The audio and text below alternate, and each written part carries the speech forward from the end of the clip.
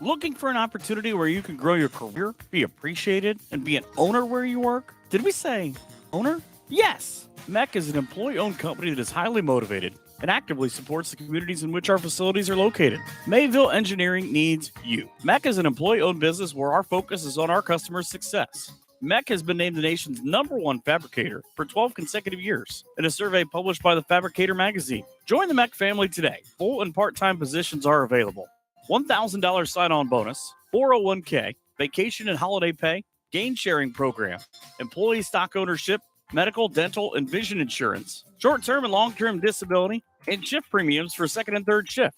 Visit our website, mecinc.com. Click on careers or visit the 21 Seneca Street lobby at the Defiance location. Local farmers, do you need the best crop insurance in the area? If so, Hall Crop Insurance is here to help. Contact Agent Chad Hall at 419-576-6140 for all of your crop insurance needs. Underwriter Nikki Geisinger is also available to assist at 866-341-2767. The staff at Hall Crop Insurance takes pride in their ability to serve their customers. If you need to talk to an agent or have questions about your policy, please give Chad or Nikki a call. Hall Crop Insurance wishes the best to all Tinora teams this season. Are you tired of losing money on your 401k or other retirement accounts? Well, you're not alone. Do what many area residents have done and call Postoma Insurance and Investments. With safe money strategies offered to you by PI&I, you can still have the benefits of market earnings without the risk of taking market loss. Sound too good to be true? Give us a call, and with experienced agents at PI&I will work with you to understand how you can do just that. If you're more interested in the CD-style accounts but are fed up with low CD rates, PI&I agents can set you up with an account with rates currently as high as 5.5% fixed, with certain restrictions apply. Call us today at 419-782-2500 to help you set up a plan that meets your investment goals. That's 782-2500. Postoma Insurance and Investments, protecting everything you've worked for. Looking for an auto body shop with highly skilled technicians and the most advanced equipment in the industry? Then Bat Stevens Body Shop is the right place for you. Bat Stevens will provide you with fine workmanship at a fair price. Our skilled professionals are committed to providing a quality and safe repair on every job like your life depends on it, because it truly does. Bat Stevens is an I-CAR Gold Class Collision Repair Shop, ASE Blue Seal of Excellence Business, and the area's #1 body shop voted on by Crescent News readers. Located in downtown Jewell, Ohio. Give us a call today at 419-497-3111 to schedule your free estimate today. Bat Stevens Body Shop says good luck to all Tinora Ram athletic teams, and go Rams. Are you looking to build that nest egg for retirement, or just looking to start a small investment portfolio for your family? Bidlack Insurance and Financial Services of Defiance has you covered. Tim Bidlack of Bidlack Insurance and Financial Services has over 10 years of investment experience and can assist in estate planning, IRAs, 401k investments, and other financial planning areas. Are you looking for home and auto insurance? Matthew French can assist in those areas. At Bidlack Insurance and Financial Services, they will work one-on-one with you to make sure that your home, auto, or business is protected. Bidlack Insurance and Financial Services, located at 912 East 2nd Street in Defiance. Give Tim a call today for a free quote at 419-438-0023. And be sure to visit them online at bidlackinsurancefinancialservices.com or even on their Facebook page. Bidlack Insurance and Financial Services wishes best of luck to all Tinora Rams athletes this season.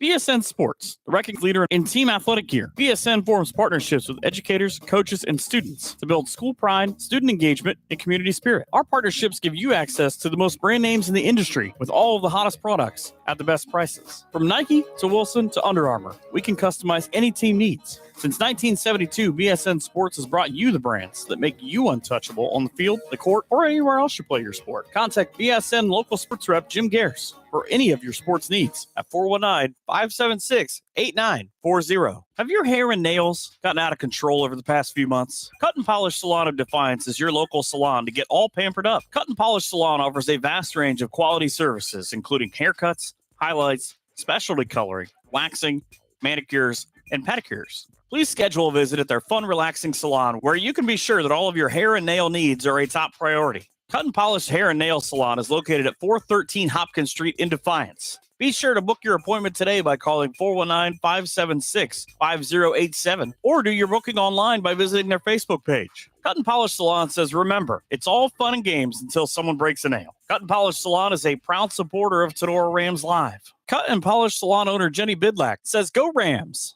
Higby Embroidery of Defiance offers custom screen printing and custom embroidery to local high schools and individuals from all areas. Connie Higby and her staff have been serving and supporting Tinora High School as well as the Tri-County area since 1999. From throws, t-shirts to school jackets and much, much more, Higby Embroidery is here to serve your custom needs. Higby Embroidery also offers custom artwork if it is needed to complete your project. Higby Embroidery is located at 1940 East 2nd Street, right here in Defiance, Ohio. Contact them at 419-428-3000 or visit them online at higby.com or Higby Embroidery on Facebook. If you are looking for a customizable item, Higby Embroidery is your place. Higby Embroidery, a proud sponsor of the Tinora Rams Live Player of the Game Award. Maumee Valley Title Agency of Defiance has been providing seamless and transparent real estate closings in Northwest Ohio for 27 years. From contract to closing, their experienced team of attorneys and title agents work with lenders, businesses, and individuals to meet their real estate needs. Call the office at 419-782-3334, Monday through Friday from 8 a.m. to 5 p.m., or visit them online at maumeetitle.com. Maumee Valley Title Agency of Defiance wishes all the Tinora Rams athletes the best this season. Northwest Ohio Sports is the place for sports rankings, news, scores, podcasts, and more for area athletics. Check them out at Northwest Ohio Sports on Twitter, Instagram, and Facebook. Okolona Tavern, located in downtown Okolona, is the home of the famous Cookie Tavern Wings. Stop in after the game and get some delicious wings, burgers, fries, onion rings, and enjoy an ice cold beverage while talking about the game. Hours of operation are Tuesday to Sunday, opening at 4 p.m. Check out the Okolona Tavern on Facebook for a menu before you head out. Mexican food specials every Thursday and Sunday. The Okolona Tavern, a proud supporter of the Tinora Rams. Optimal Performance Fitness is not just your typical gym. Here at OPF, you don't pay for a membership just to hop on a treadmill. We are a fitness coaching center that strives to provide an experience like no other. We provide accountability and results. You either work one-on-one with a certified personal trainer or in a group setting with like-minded people. Here at OPF, we want to change your mindset of going to the gym into something that you enjoy and look forward to doing. Rather than going to the gym merely to work out, we train at OPF. We are your cheering section, your motivators, and soon-to-be family. Optimal Performance Fitness strives to help you achieve the best version of yourself. Contact us today to take that first step. It could be life-changing. Stop with all the excuses. Let's roll up our sleeves and get to work. Call Jake at 419-438-7265 and get started today at Optimal Performance Fitness. Was made possible by those who have fought and continue to fight. Welcome to Otsego High School Let us now on here at the Castle. Off to a little bit of a late start tonight. So hopefully we can make it through. Our Wi-Fi signal is pretty low, so we're praying that we can make it through. And everyone, salute. Please stand and place your right hand over your heart and proudly sing our national anthem, which will be conducted this evening by Otsego High School Band Director Rebecca Otsego Marching Band. Ladies and gentlemen, our national anthem.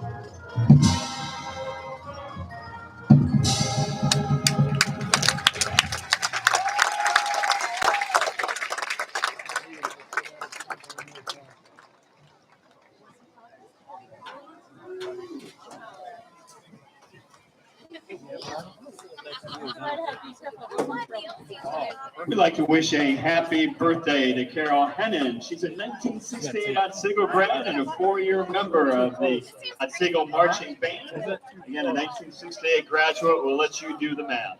Happy birthday, Carol.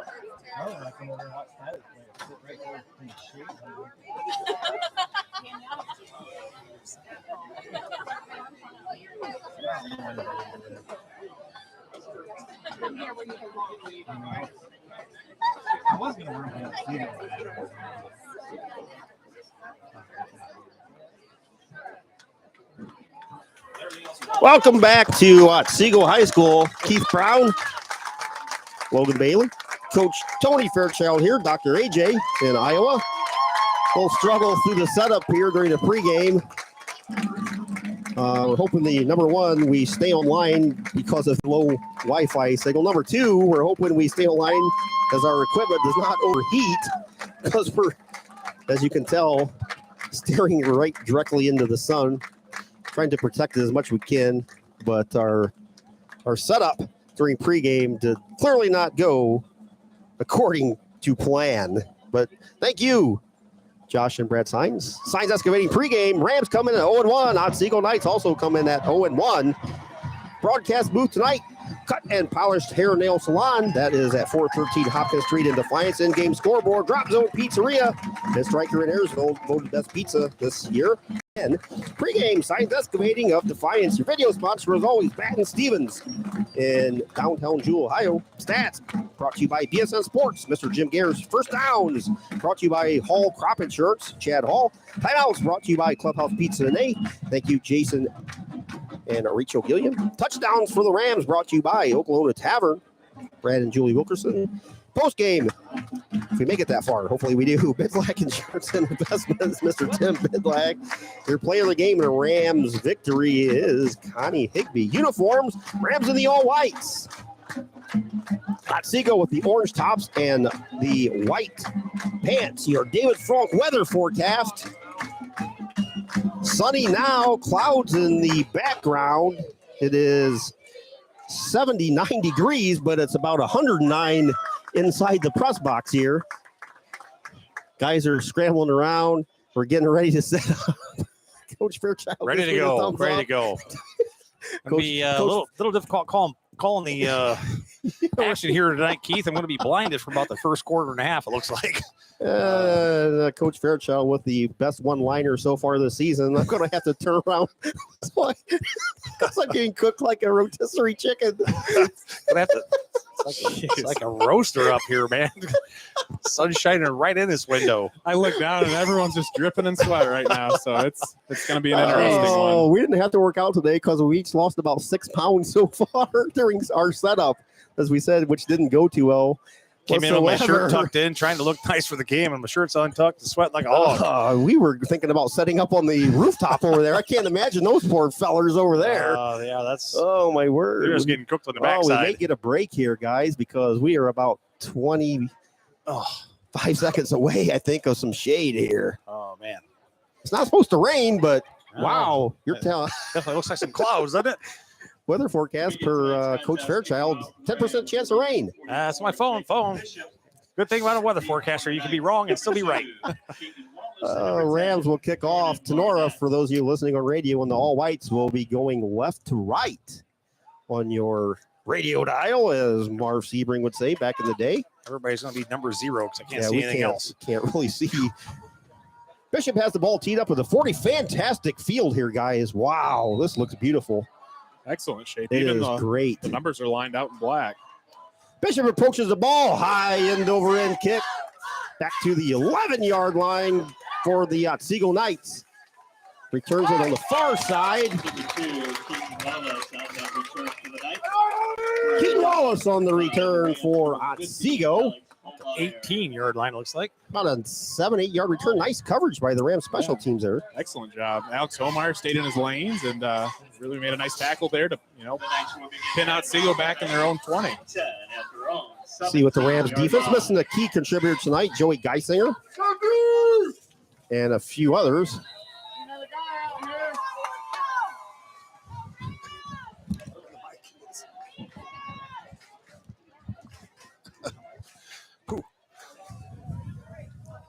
Inside run goes nowhere.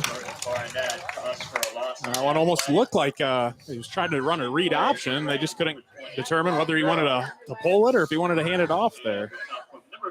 Otsego lost last week to Bowling Green 44-31. However, the game a lot closer than the final score. Second, wondering what Two the Ram guys coming off the field right timeout now. was for. The wristbands on their belts, I'm guessing.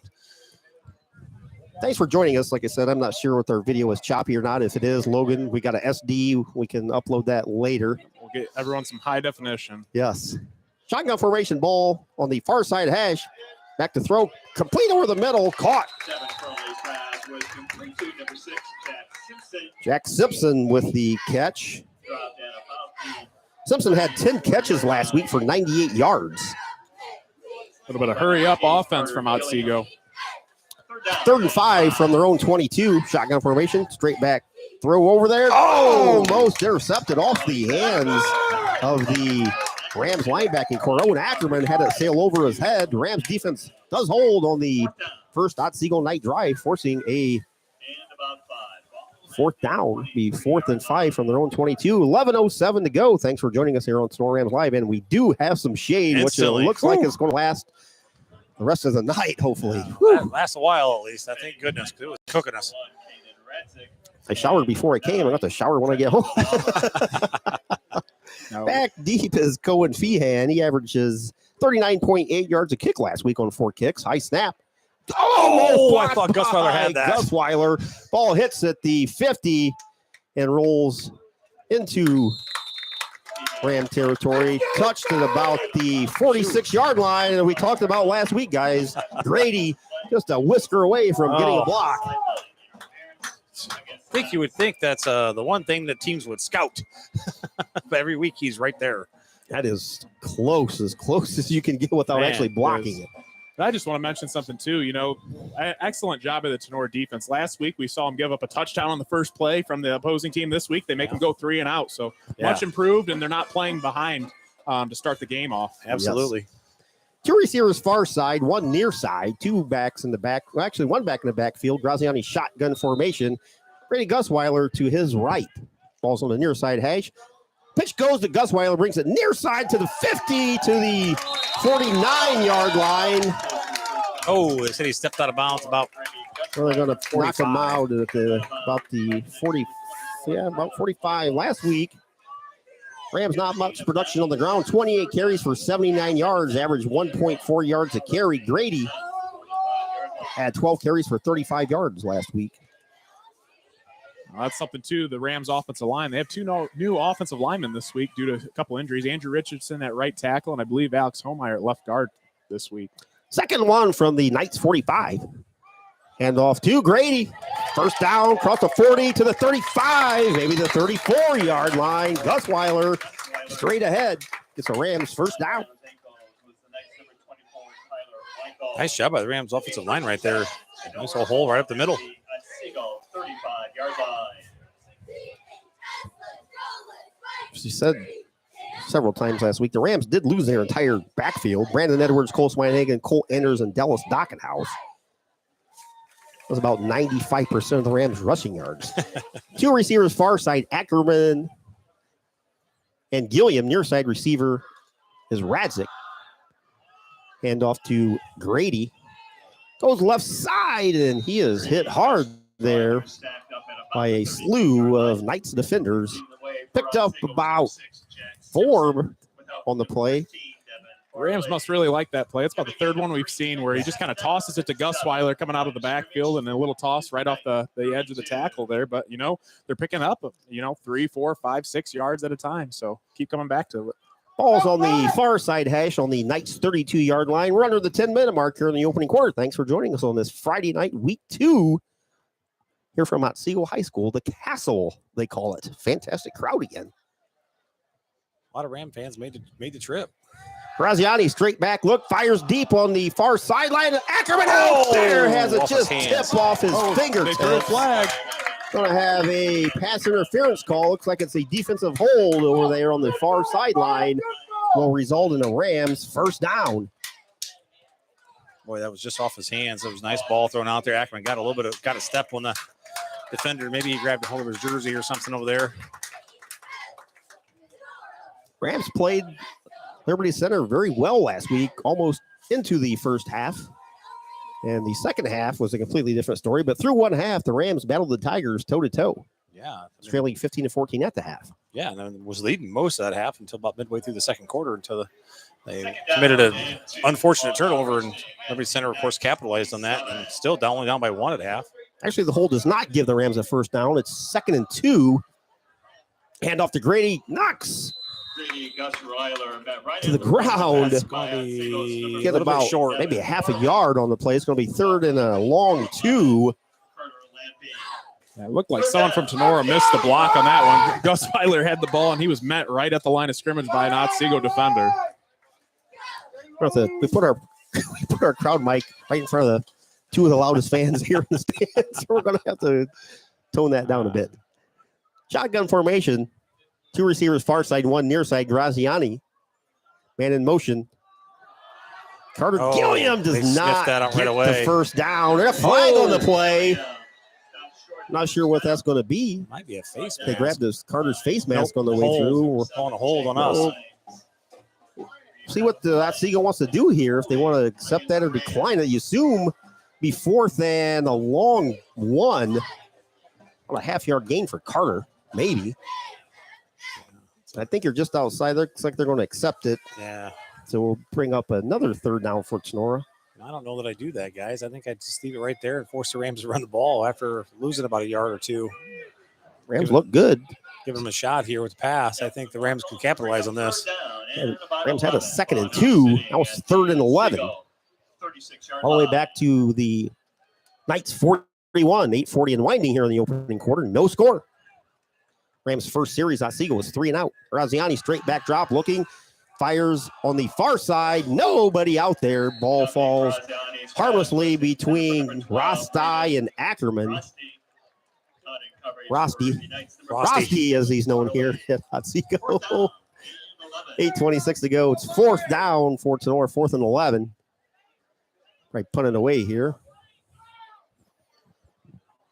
I actually don't. Yeah, there's Jacob. Jacob lined up just inside his 50. They're a shorter guy, missing a lineman. Back deep for Otsego is Tyler Michael. Michael lined up on about the 3. See if Bishop can pin him inside their 20. High end over end kick. Hits it about the 11 and deflects parallel to the line of scrimmage and is down at the 11 by the Rams. Alex Schablin. Knights take over. 8:17 to go. No score. Here on your Drop Zone Pizzeria scoreboard. Keith Brown, Coach Fairchild. Logan Bailey with you. Dr. AJ's in Iowa. Kind of missed our producer there at the beginning of the game. Boy, we trying to get things struggled. set up. We struggled a bit. Resetting the computer and all kinds of We things just there. had nothing go right for us during our pregame setup whatsoever. Dr. AJ off out of touch there. Couldn't get a hold About of to give him a raise, I guess. Tried to give him a call. Yeah, give him a raise. Pay him double what he's getting now. 1st and 10 from their own 16. Shotgun formation. Pass over the middle. Caught. Nice catch. Oh, my gosh. Jack that could have been picked off. Simpson basically out-muscled the 2 Ram defenders.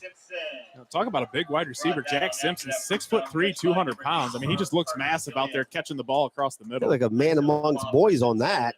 Is that Trenton DeLarber came up behind him? I can't tell the numbers. Yeah, Trenton DeLarber came up behind him. I think he had a shot at the pick there. Farley shotgun throws out there. Ball's caught over the middle. Close to a first down over the 45 to maybe the 46. And there's again Jack Simpson. Said last week 10 catches, 98 yards for Simpson. He's a big target, guys. Big boy out there. Yeah, a wide receiver that's 6'3", 200 pounds. You throw it to him as much as you can. And he looks big. I mean, he looks like a big 200 pounds. 1st and 10, 2x2, pressure in the backfield. Farley struggling. May have got a yard out of that play. Maybe got back to the line of scrimmage, looks like. Going to give him no gain on the play. Just a bad read there by Devin Farley, quarterback for Otsego. He tried running that read option, and Cooper Failer was right there and kind of helped slow them up as some Ram tacklers finished him off. 2nd 10 from their own 41, 7-16 and winding in the opening quarter. No score. Second possession for Otsego. Rams had a promising drive, was halted by a holding penalty. Three receivers on the far side, one near side. Simpson's the near side receiver. No, that's not Simpson. That's Atkinson. Farley still going. Going to be close to a first down, which I think he got it, and he did. Farley scrambles for 11. Not going to be able to throw shoulders into him, guys. He's too elusive. Spinning, and he's a strong runner, too. Yeah, last week Farley had 15 carries for 96 yards and a touchdown. Through the air last week, Farley was 18 of 26 for 206 yards and a touchdown. Throws it out here, ball's caught by Wallace. Takes a couple mid-miss. Still on his feet. Almost had the ball stripped. Gain of about 12 on the play. There was a little bit of a hold there they missed. Grabbed a hold of Dom's jersey, it looks like. Kenton Wallace last week had a rush for 19 yards. Otsego just keeps pushing the pace here with that no-huddle offense. All the way down to the Tinora 31. Two receivers on the far side, one near side. Your near side receiver is Owen Atkinson. Far side receiver is Hutton. In the slot is Simpson. Inside handoff across the 30 to the 26, maybe 27. I'm not sure how many. How many's that still got on the roster, boys? It's like a bunch of kids over there. I think I counted 61. Wow. Say there's a bunch of kids over there. Keep going this up tempo. That's going to wear quickly on the Rams. 2nd and 7 from the Tinora 28, 5:50 and winding here in the opening quarter. Three receivers go far side, two near side, empty backfield. Farley's all alone back there. Ball's from the near side hash. And in motion is Barnett. Rams jump. False start on Otsego. So that'll march him back 5 yards. It'll be 2nd and 12 from the Tinora 32-yard line. Braden Sadler got a little jump there trying to get moving. As we said, if our video's choppy, have Logan upload it later. And anybody that's uploaded the YouTube video, you can probably view that about 7 a.m. tomorrow. Three receivers far side, one near side, one back in the backfield. That's Barnett. Farley back, fires deep, near side man out there. The fingertips of Atkinson. Would have been a tough catch. I think he would have been close to being in bounds had he caught it. Atkinson, he got a step on Dom. I don't know if Dom got kind of caught the nose in the backfield a little bit, but he got a couple steps on him there. Just not a great thrown ball, to be honest with you. That's something, too. Otsego's been doing a nice job, throwing the hitch, throwing the little out route, throwing a bubble screen. And then finally they have a shot. They take the deep ball, and they got him beat, but just couldn't make the catch. And, Otsego's doing a very nice job at moving this ball down the field right now. 3rd and 12 for the Knights from the Rams 33. Two receivers near side, man in motion makes it 3. Three receivers far side, one near side. Farley straight back drop, looking under pressure, brought down, just throws it out here. That's going to be intentional grounding. Absolutely intentional grounding. I don't know whether I'm not even sure whether they're even looking around. Alex Holmeyer with pressure. Yeah. Finally, the guy goes flying. I was going to say there was nobody even remotely close. Dominic Graziani was the closest player. And he was a good 15 yards away. Yeah, there wasn't even an Otsego guy outside the field. I think he saw the guy in the orange doing the down marker over here. Trying to throw the ball to him. So that's a penalty and a loss of down. So bring up 4th down for the Knights. Rams hold again on the Otsego Knights' second drive. That's a big loss, guys, because that flops the field because they might have gone for that on 4th down there, being at the 30. 4th and 25. Ball's all the way back to the Tinora 48-yard line. Back to punt is Feehan for a second punt, averages 39.8 yards last week. Too deep for the Rams. High snap. Gus Weiler just misses it again. They run into the kicker. He did tip it. He got it. Ball hits hands on it. Ball hits at the 30, rolls back to the Knights 25, where it's down there.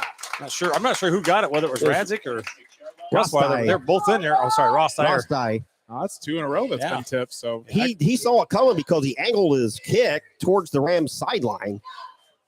And if you're a right-footed kicker, that just gives you just a couple more inches, not much.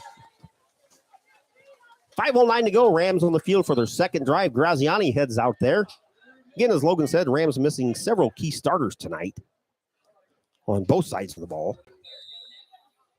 All I can say is thank goodness for the shade. Wow, it was bad. It was miserable here for a while. Two receivers on the far side, two near side. Gus Weiler in the backfield to the left side of Graziani. Dom Gonna take, run it up the middle, across the 30, 35. Fumbles the ball. Knights had it. They lost it. Now the Knights have it back at the Tinora 43-yard line. Graziani had some daylight, which he made it through. Unfortunately, had the ball knocked away. The Knights take over with 5:01 to go in the opening quarter. And they will have the ball inside Ram territory. See where they put it down. Basically, one play, and Otsego got the ball back about where they had it before. So I'm going to let the defense step back up here.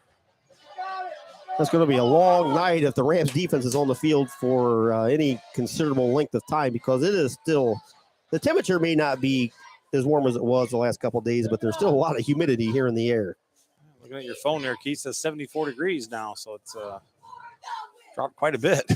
So it was 79 at the 78 now, I guess. That's a Defiance. Oh, it's a Defiance, Yeah, I think even the refs, I think they're giving them a water timeout here too. Could be, A little yeah. extended timeout. No one called timeout here, so.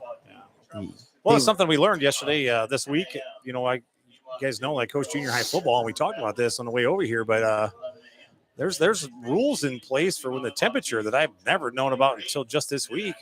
Anything when the temperatures get above 80, you really get limited on what you're allowed to practice. So I didn't realize either too. I guess the trainer, some of the kids were telling me that she actually has, like, I don't know if it's a thermometer, humidity type gauge, and she's out there at practice measuring to, follow the OHSA standards. Something. I think what they call it, a bulb gauge or something like that they measure the humidity. If it gets so high, then they're not allowed to practice. But it even limits the practice indoors unless you're in AC. So when the temperature gets above 90, it gets 90 degrees. 1st and 10 from the Tinora 43 for the Knights. Third possession for them. 2 receivers far side, 1 near side, 1 back in the backfield next to Farley. That's Barnett. Barnett looks, throws it over there. Man out of the flat. Simpson with the catch. Knocked down. Nice tackle. Great play by the Rams defense on that far side. Braden Rostai. Simpson with no gain on the play. Logan said he was 6'3", 200 pounds, and that's a solid 200 pounds over there. That's something funny that, Rostai, he goes over there and says, I'm just as big. So he takes him down. So nice tackle there by Braden Rostai. Well, look at the other receiver, Owen Atkinson, for them, and number 5. He's 6'1", 175, but he looks a lot bigger than that. Just looking Yes, at he him. does. 1 yard on the game. 2nd 9 from the 42, 4:25 to go. Farley under pressure, looking, throws it out here. Ball's intercepted. Rams have it. 50, 40, 30, 20, 10, 5, 4, 3, 2, 1. Touchdown, Carter Gilliam. Gilliam picked up the wobbly pass and took it the other way. Devin Farley took a shot, guys. He took a shot releasing that ball. He was down on the field the whole time that ball was being ran back. A little slow getting up. He is jogging off the side now. What an excellent job by the Ram defense. Their offense has been struggling here. They just came off a turnover, and the Rams defense comes up big yet again. Yeah, I'll tell you, as Farley was trying to get away from that, and boy, he took a shot, and that ball just kind of flopped up in the air as he was trying to let go. But I think he was trying to get it out of bounds, but when he got hit, that ball just floated. Yep. Bishop on for the extra point for the Rams. Graziani on the hold. Kick up. No good. Oh, what? Couldn't see it. Those poles only go up 10 feet, Keith. Timeout on the field. 4:09 to go here on your Drop Zone Pizzeria scoreboard. Tinora 6 and the Otsego Knights nothing. We'll be right back after this timeout. Hey, you. Are you tired of staring at the same dingy colors at your home or business? Prosperity Painting is here to help change that. Prosperity Painting is a local painting contractor specializing in interior and exterior painting for residential and commercial homes and buildings. No job is too big. No job is too small for Prosperity Painting. Everything from painting, staining, epoxy floors, and wallpaper removal. Prosperity Painting is here to brighten up your life. They will make your old look new again. Check out Prosperity Painting and its amazing portfolio of work on their Facebook page. And be sure to give Mike a call for a quote at 419-789-0939. Prosperity Painting says, Go Rams! A special thank you to the families of the Schlegel family. Schlegel Family Farms, Chris, Becky Kennedy, Ian, and Lucas. And to Laura Kepi, a lifelong Tinora Rams supporter. Another big thanks to Vince Salinas and Michelle Bacon and their family for supporting the Tinora Rams and all of us here at Tinora Rams Live. Back here at the Castle, Rams with a 6-0 lead over the Knights. Carter Gilliam, I think it was Carter, pick 6. Yeah, that's just the spark the Rams need here. So let's see. The Rams defense comes out yet again, and let's see if they can come up with a big stop. Was that Gilliam or Delarber? Not sure. I said it was Carter, but it's hard to read. The numbers are bunched up in the back. Good coverage by the special teams for Tinora. There's that senior leader, Grady Gusweiler, down there. Yeah, I believe that pick was Trent Delarber. Was it Trent Delarber? Number 9, right? Yes. Yeah, Carter Gilliam's number 8. Trent Delarber's right. number The 9. numbers are kind of bunched up in the back. I couldn't. They get those big, large numbers in the back. Yes, If their jerseys fold up, it's hard to read. So I apologize. That was Trent Delarber on the pick 6, unfortunately. We also apologize. Anything down on this side of the end zone, we're not going to be able to see because of the window, so we'll make do. We can take the side windows out, not the center window, unfortunately. 4:03 to go. 6-0 Rams. We have a flag on the play. I'll start again. Oh, guys, almost similar to last year when the Rams in Liberty Center, week 1, pretty much controlled the entire game. Rams went down to Lima Central Catholic on a Saturday. And similar, like we had here, I believe their first touchdown was a interception, one of 2 defensive touchdowns that Saturday afternoon down in Lima Central Catholic area. Yeah, it might be right. Penalty was on the Knights, 1st and 15 from their own 15. Ball's on the far side hash. 1 receiver far side, 2 near side receivers. Farley, quarterback, hands it off up the middle. Gain of about 3 on the play. Nice job there by the Ram front 7 because Otsego has yet to really establish the run game at this point. I don't know if they got a 3, Keith. Maybe a yard? Down marker guy didn't move very far. He didn't move very. Jordan Barnett on the carry last week, 14 carries, 96 yards, 2 touchdowns for Barnett. 2nd and 14. Farley straight back drop under pressure again. Almost brought down. He gets out of it somehow, but he's slippery. One of the Rams defensive men grabbed him from the ankles. I think it was Alex Holmeyer again. Yeah, Alex Holmeyer making a lot of plays there out at defensive end for the Rams. It's like Grady went on a blitz there, tried to force him out of the pocket, got him moving a little bit. I think we discussed it a little bit before. I said I got to see some film on Otsego's quarterback and Devin Farley, and we talked about how elusive he is. And, the Rams have done a fairly nice job at containing him. 3rd and 17 from their own 13, just under 3 minutes to go here in the first quarter. Drop zone Pizzeria scoreboard, 6-0 Rams. Big 3rd down here. If the Rams can hold him here, they can flip the field a little bit for him. Give him good fielding, good starting position. The football is way on the far side over there. Like the slot receiver has the ball. No, they're switching it out. Maybe I was gonna say the other ball's laying there. Well, maybe one of those kids' footballs flew in. I don't know what's going on, but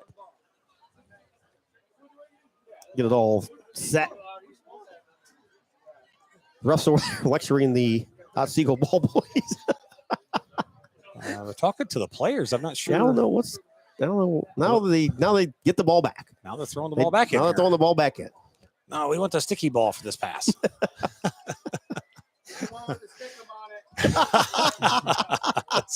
Somebody just followed up Coach Fairchild's comments. Huge 3rd down, 3rd and 17 for the Rams defense. 2 receivers near side, 1 far side. Play clock, plenty of time down to 15. Farley looking under pressure again. Takes it, tucks and runs. Now fires it out there into the Otsego bench. Smart play there by Farley. Saw nothing, just threw it into the bench.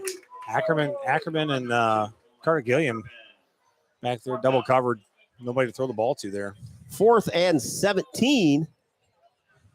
Again, thanks for joining us here on Tinora Rams Live. We have radio and video. We hope our video holds out. We're on minimal bars here at Otsego. We're kind of like Tinora. We're in the middle of nowhere. I don't see a tower anywhere around here. No cell phone tower remotely visible. 2 men deep. Going to kick from his own goal line. Feehan got a toe on the goal line. High snap. Gets Grady leaping as you saw him there. Delarber just holding the ball. Bobbles it, gets it back, brings it near side. And almost a second Rams turnover there by Trent Delarber. The ball was out. Caught that in midair. DeLarber on the pick 6 earlier, which I need to correct. I said it was Carter Gilliam. It was actually Trenton DeLarber on the Rams pick 6. I think it was about a 60-yard return, I believe, unofficially.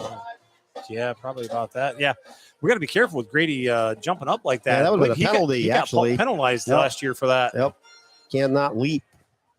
Which I'm not sure why. It's you only put yourself at risk. You know what I mean? It's not They're like trying you're to stepping save on him. top of somebody. 2:21 to go here. First and 10 Rams from the Otsego 43. Nice field position for Tinora. 2 receivers near, 1 far. Graziani gives the ball to Rostai in the backfield. Braden. Flag in the middle. I'm going to guess it's holding. Down about the 39-yard line.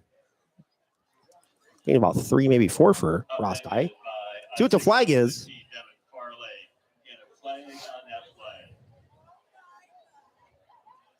But as we said, very nice facility here for Otsego Field. Looks Chop block, fantastic. Tinora? Of course.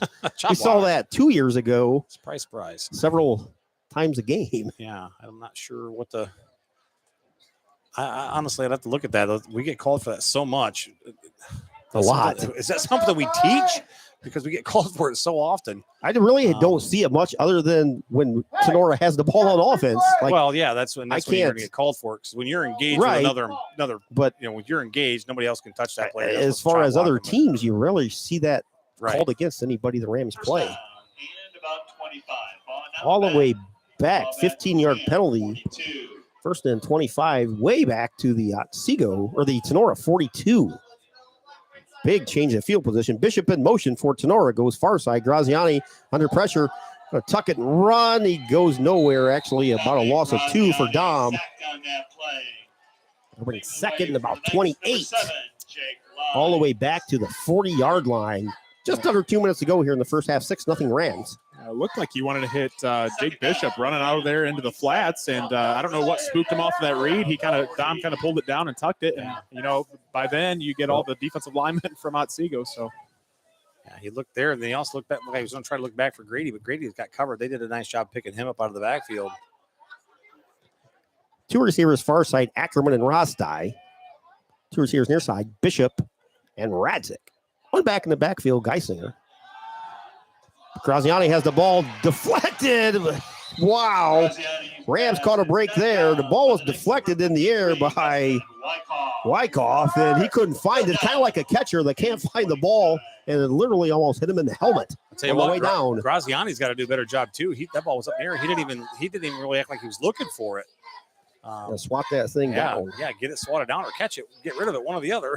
Well, once promising Ram drive now results in a 3rd and 28. You just want to hand the ball off and just take your loss and kick it away here. that's what I was just about to say, Keith. At this point, it's not worth taking the risk or making a turnover. You just need to kind of get what you can get and punt the ball away and live to see another day. The Rams had the ball all the way down to the Otsego 38-yard line at one time. Graziani fires in the flat there to Gusweiler, catches at the 38, across the 40 Hold on to to the the ball. Oh, my 45, lost it again. He Grady about lost hopped the on ball. top of it there, right? Jeez. I like the play call there, Keith. We just talked about taking what you can get, Yep. and then they hit Gusweiler running out of the backfield, and, he gained 5-10 yards. Yep. So just what the Rams needed to do there, and I would say that's pretty good play calling. That's exactly what you want. That's what we should be doing more often. Just take the, like we talked about last week, take that nickel Take and the dime. nickel, yep. 4th and 23 from the Rams 45, about 35 seconds and winding here in the opening quarter. 1 man deep for Otsego. Tyler Michael. Bishop standing in his own 30. Play clock's at 3, 2, 1. Bishop loses the ball. Blocked. Ball's loose. Picked up by Otsego. We recovered it. Well, the Rams did recover it, but second block punt in as many Guys. weeks sets the Knights up. Holy moly! At Did we have popcorn before the game? That's like the 5th time we fumbled a ball. Gee whiz! Ball's at the 21-yard line. Ball shot right through his hands. We've had trouble holding on to the ball on offense. It's just go inside, wash your hands with some good soap and water, I guess. Come on, boys! Get with Emily. I'm sure she's got some alcohol wipes. Get that butter off there. 17 seconds to go here in the opening quarter. 6-0 Rams, courtesy of a Trent DeLarber 60-yard interception return for a touchdown. But the Knights knocking on the door. Farley in the shotgun for Otsego. They're going right to left. Handoff straight up the middle. Flag on the Barnett. play. Barnett got across the 20 down to about the 19. Holding Otsego. Flag on the Knights. A lot of penalties here in the first quarter, guys. Yeah, flag happy. From both sides. Yeah. Not very clean first quarter.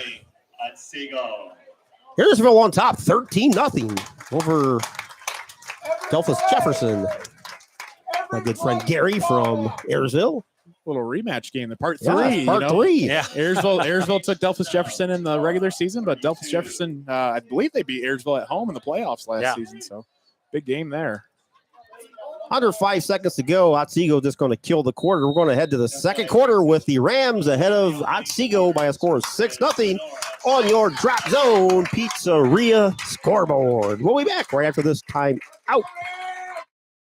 Local farmers, do you need the best crop insurance in the area? If so, Hall Crop Insurance is here to help. Contact Agent Chad Hall at 419-576-6140 for all of your crop insurance needs. Underwriter Nikki Geisinger is also available to assist at 866-341-2767. The staff at Hall Crop Insurance takes pride in their ability to serve their customers. If you need to talk to an agent or have questions about your policy, please give Chad or Nikki a call. Hall Crop Insurance wishes the best to all Tinora teams this season.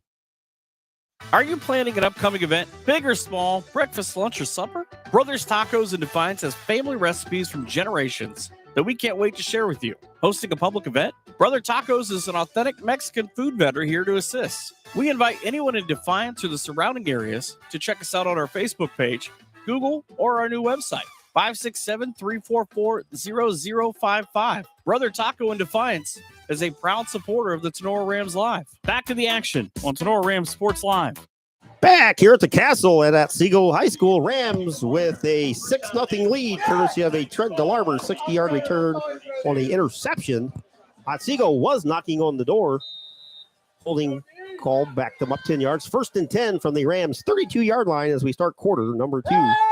Quick throw out here, deflected into the arms. He didn't catch it. He did not catch it. The Rams had another flag on the play. Rams had a chance of a pickoff there. The ball went in the air. Simpson had a chance to get it. Jack Simpson. Is that Ackerman or Ackerman almost DeLarber had that it. made the play on it? Ackerman almost picked it. He stepped in front. Ball popped up.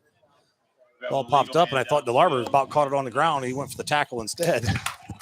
Another penalty on the Knights. 1st and 30. Seems like all night both teams have been 1st playing and behind the 25. sticks. Yeah. Yes. I honestly don't know that the Rams have a first down, do they? On offense? Yeah, they got one. Do They they? got one in the first drive. 11:55 to go in the second quarter, 6-0 Rams. Knights were knocking on the door all the way back to the 37 7. Scoreboard. 1st and 25. 2 receivers near, too far, man in motion.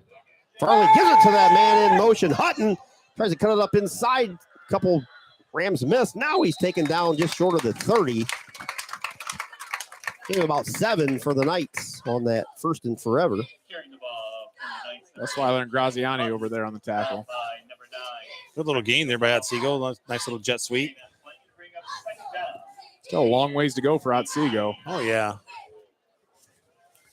2nd and 18 from the Tinora 37. Each team has 3 timeouts remaining. 11:20 and winding here in quarter number 2. We said, thank goodness we have shade here at Otsego. Farley looking, throws it over there on the far side. Nice catch. Owen Atkinson brought it down, but he paid the price over there. Dominic Graziani popped him. It's one thing Otsego's been doing nice in the pass game. They keep hitting those comeback and hitch routes, and they're just wide open. Yeah, well, like we talked about, they're gonna do that hitch and go here. Yeah, may not do it down here in the goal line. Yeah, we They saw might. that earlier too in the game. You know, they hit the short pass, and then they try to hit the guy in the fade running deep. 3rd and 10 from the Tinora 22. 10:40 and winding here in the second quarter. 1 receiver far side, 3 near side. Far side hash. It's 2 down territory here. For Farley sure. fakes a handoff, keeps it. Gets it to the 20-yard line. Gain of just 2. Nice read by the Rams defensive line there. So it'll be 4th and 7. See, I'm not sure what they have as kicking team, but Yeah, I'm going to assume they're going for this. Otsego going quick. 3 receivers near side on this 4th and 7 from the Tinora 19. Farley claps his hands, looks back to the sideline. Timeout by the Knights. Timeout on the field brought to you by Clubhouse Pizza. And we'll take a brief break and be right back after this quick timeout. Weber Materials and Weber Building Materials is here to serve you and all of your building material needs. Weber Materials is a prominent regional sales and marketer of aggregate for your work site. We take pride in the quality of our work and the integrity of our roots. We also take pride in you, our customer. Our focus is to deliver quality aggregates safely and timely to our valued customers whom we call friends. Call for a quote or more info at 419-394-8870 or check out WeberMaterials.com. Tinora alum Kevin Weber, owner of Weber Materials, says, "Let's go Rams." Kevin Weber of Weber Materials, one of our newest sponsors. Thank you, Kevin. 1989 graduate of Tinora High School. 4th and 7 from the Tinora 19. Watch the hitch and go here. They might try to pop that little hitch route at the 7 and then take off. Watch number 6, Jackson Simpson, lined up in the slot on the near side. Farley claps, takes a snap, looking. He's looking over there. Slant in for a touchdown. Reaches across the goal line. No, they're going to spot him just short. Nice read there by Farley. Hit Atkinson. Nice play call there by Otsego. 4th and 7 slant. Beautiful pass and catch for the Knights. Tinora had man-to-man coverage over there, and, that's just one of those tough routes to cover, and he broke that off and was wide open running up the middle. 1st and goal from the 1, 9:45 and counting. Farley under center. Takes a snap.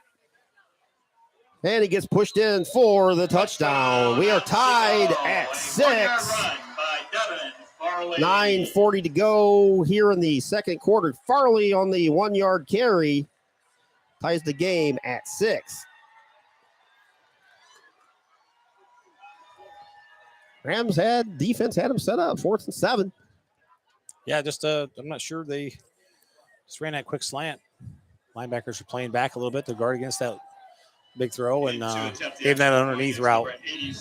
Grant Martin on for the extra point, attempting to break the 6-6 tie.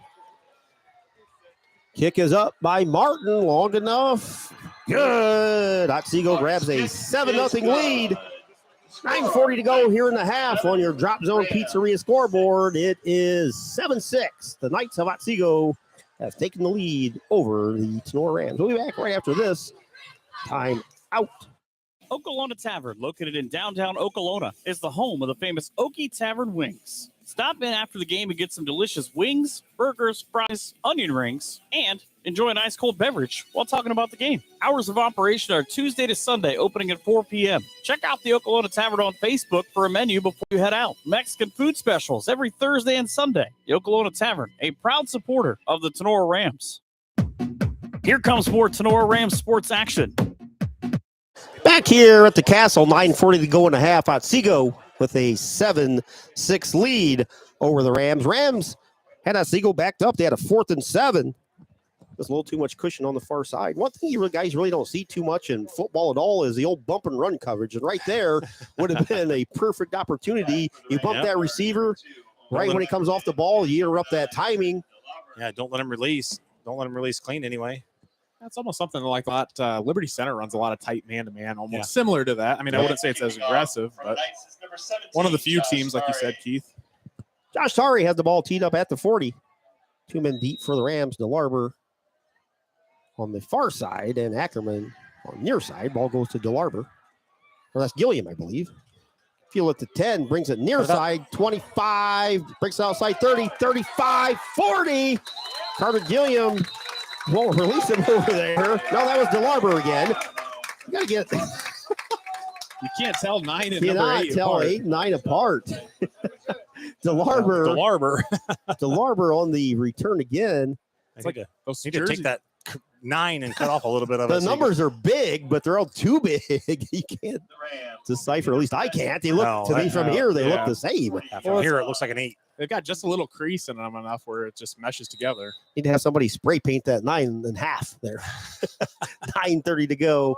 7-6 Knights. Rams have the ball at their own 40. Plenty of time. One thing the Rams need to do here is take care of the ball. We've seen them bobbling the ball and, just take care of the football here. Rouse in motion. Stays in the backfield. Graziani gives the ball to Gus Weiler. Leaps forward for about 4. 3 or 4. Across the 40, close to the 43. 3 or 4 at a time, boys. Number 56, Bryce Springstead. The second and a long 6, we'll call as we approach the 9-minute marker for the Rams. Ball's on the 43-yard line of Tinora. 9 minutes and winding here in quarter number 1. Can't say it's a very well played first quarter or first half by Tinora, but they're competitive. 2 receivers far side, 1 near side, 1 back in the backfield with Graziani. Grady Gus Weiler. Gus Weiler gets the carry straight ahead, bounces it outside, 45, 50, 45, moves inside 40, down to the 35-yard line. Grady Gus Weiler busts off about a 22, 23-yard run. Nice read by Grady. Yeah, nice little cut back there, but boy, I'll tell you what, Otsego came in there looking for that ball. Look at number 24 there. Tyler Michael tried to pull it loose, but Grady had a good hold on it that time. First and 10 Rams all the way down to the Otsego 35-yard line. That first down brought to you by Hall Crop Insurance. You farmers insurance, get a hold of Chad Hall. Graziani, shotgun, straight back drop. Flings it near side, receiver out there. Ackerman, he's double teamed. Come on, Dom. You cannot throw that ball in double coverage. We're up a second 10, 8-12 to go. 7-6, Otsego by 1. Rams missed the extra point on the interception return by Trenton DeLarber. You just feel like Tinora, they get in a rhythm. They had a couple nice runs, and then they just try to force the ball downfield so hard, and it's just not there. Yeah, that ball was not there. That he was not open, so don't throw that ball. Check it down, or tuck it and get a couple yards out of it. You don't need a mistake here. Radzic goes far side, Ackerman near side. Graziani, shotgun, fakes the ball, going to keep it. Cuts it up 35, 30, down to the 28-yard line. Gain of about 6 for Dom. Get 5 or 6. There you go. Pittsburgh Sioux, we all say hello as always. So you're tuning in out there. Saw Pittsburgh Sioux last week. And thanks to everybody for tuning in out there. And if you're interested in a personal sponsorship like some of the guys have, just drop us a line and we can hook you up. Vincent Michelle, Chris Schlegel, Laura, or Kepi. Thank you guys. 3rd and 5. Ball's on the 30. Huge third down for the Rams. Pitch goes to Grady. Cuts it up. Across the 25. Down to the 20-yard line. Gain about 10 for Grady. Rams are moving those chains, guys. Yeah. Doing it by staying on the ground, boys. Check some area scores when we have a chance. I think Grady's got the hot hand right now. Keep feeding him the rock. Don't break the rhythm. Pitch goes to Grady. Brings it near side, 20, 15, 10, where he's pulled down there. One-arm tackle by Owen Atkinson. Another first down.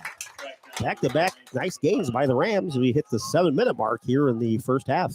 Rams trail by 1, 7-6, but they're pounding on the door. Ball's right at the 10. 10-yard line.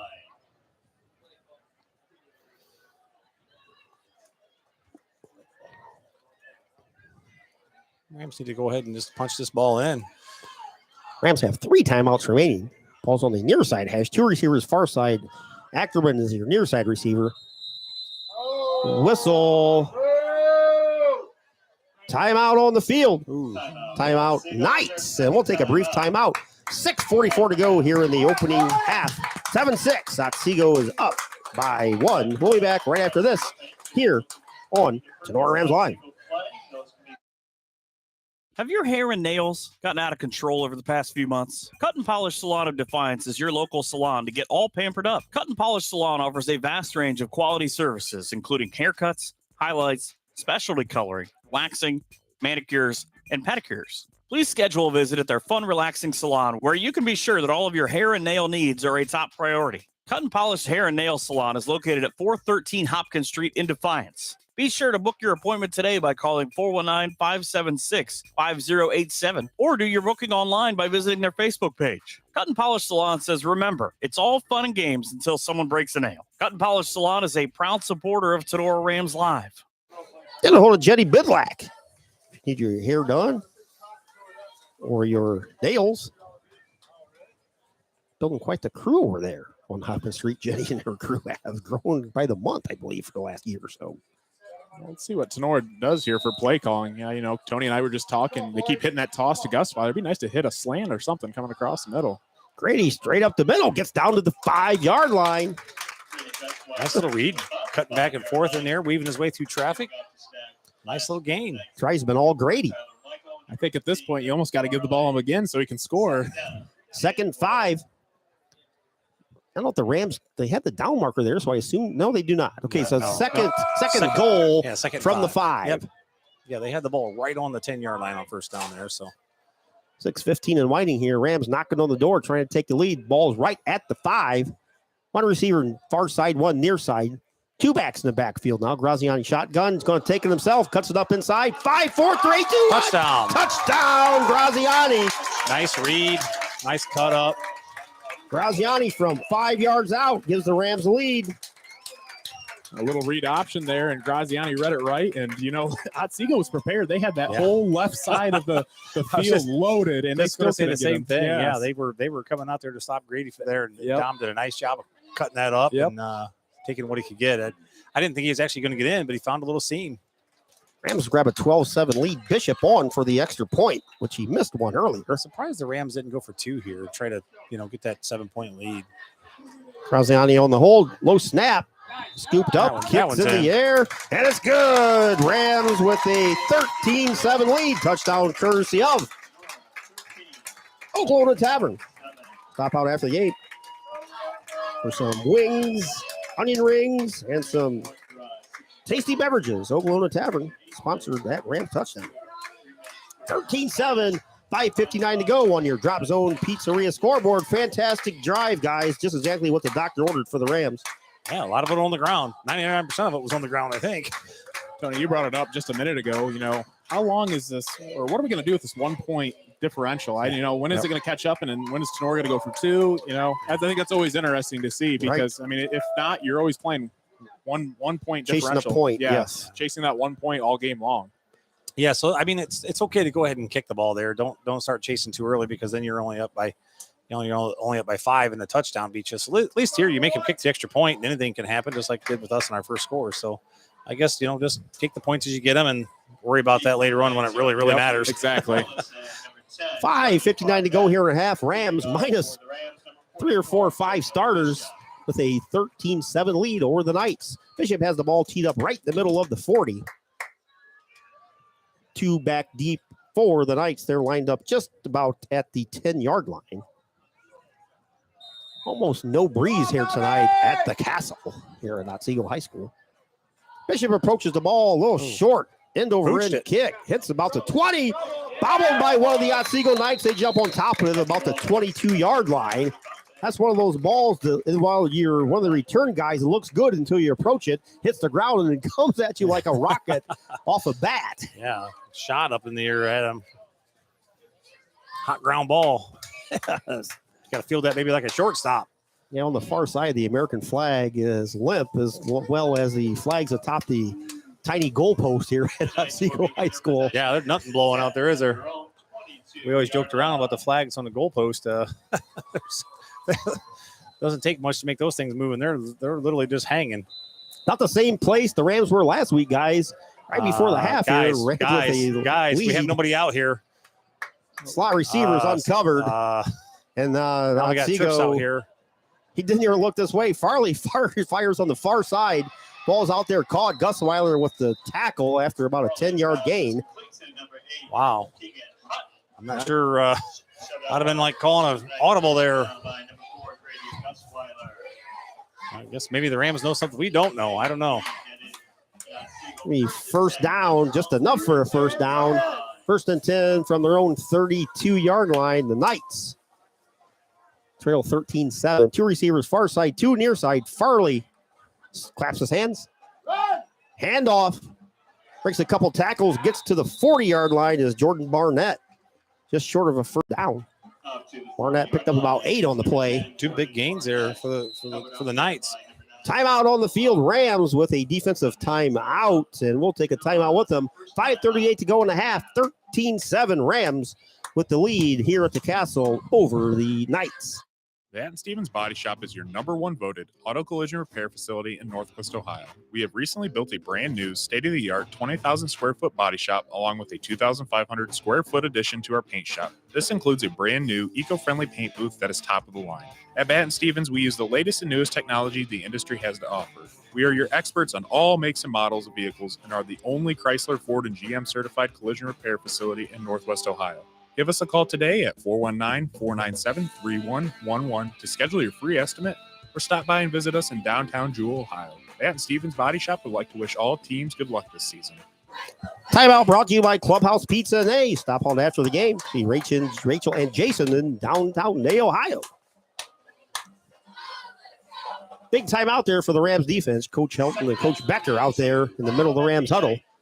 2nd 2 from their own 40-yard line. Ball's on the far side hash. Farley throws it out there on the far side. Ball's touched and dropped it. Right through his hands. I think he was hearing footsteps. Maybe he took his eyes off. I think his helmet went a little bit forward before he actually had the ball. 3rd and 2 for the Rams defense. So the Rams aren't the only ones that have buttery hands right now. Probably the first mistake we've seen from the Knights. No, honestly, I think it's got to be the humidity. We're still up here we're still in the sweating. booth, so 3rd and short here. I expect him just to run the ball here. Farley straight up the middle. Going to have the first down. At least he's close to it. Know. From this side, doesn't look like it. From the other side, he's giving it to him. Yep. First down, Knights. yeah, that's always tough to stop on 3rd and short. Just quarterback ISO, a couple lead blockers. It's pretty hard to stop that one. So the referee on our side was spotting him a little short. The referee from the other side came in and gave him the extra yard. So 1st and 10 from their own 43. We're getting close to the 5-minute mark here in the first half. Guys out here. But we're 15 yards off, guys. Farley under pressure is going to tuck and run. Wrapped up. Oh, a gain of 1. Nice play again by the Rams defense on the scramble by Farley. Gusweiler wrapped him up there, brought him down. Gusweiler in on the tackle. I think Holmeyer again was on some action there. Nice half by Holmeyer. 2nd 10 from their own 43, 4:45 and winding here in the first half. Rams 13-7 over the Knights. Graziani over here on the sidelines. Far side hash, 3 receivers near side, 1 far side, 1 back in the backfield to the right of Farley.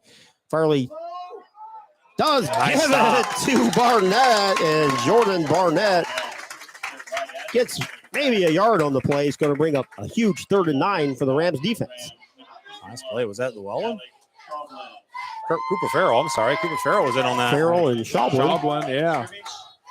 The defensive line for Tinora has been playing pretty sharp tonight, and linebackers have been doing a nice job at containing Farley as well. So that was kind of one of the big questions: is how are we going to contain Farley when he scrambles? And they continue to shut him down.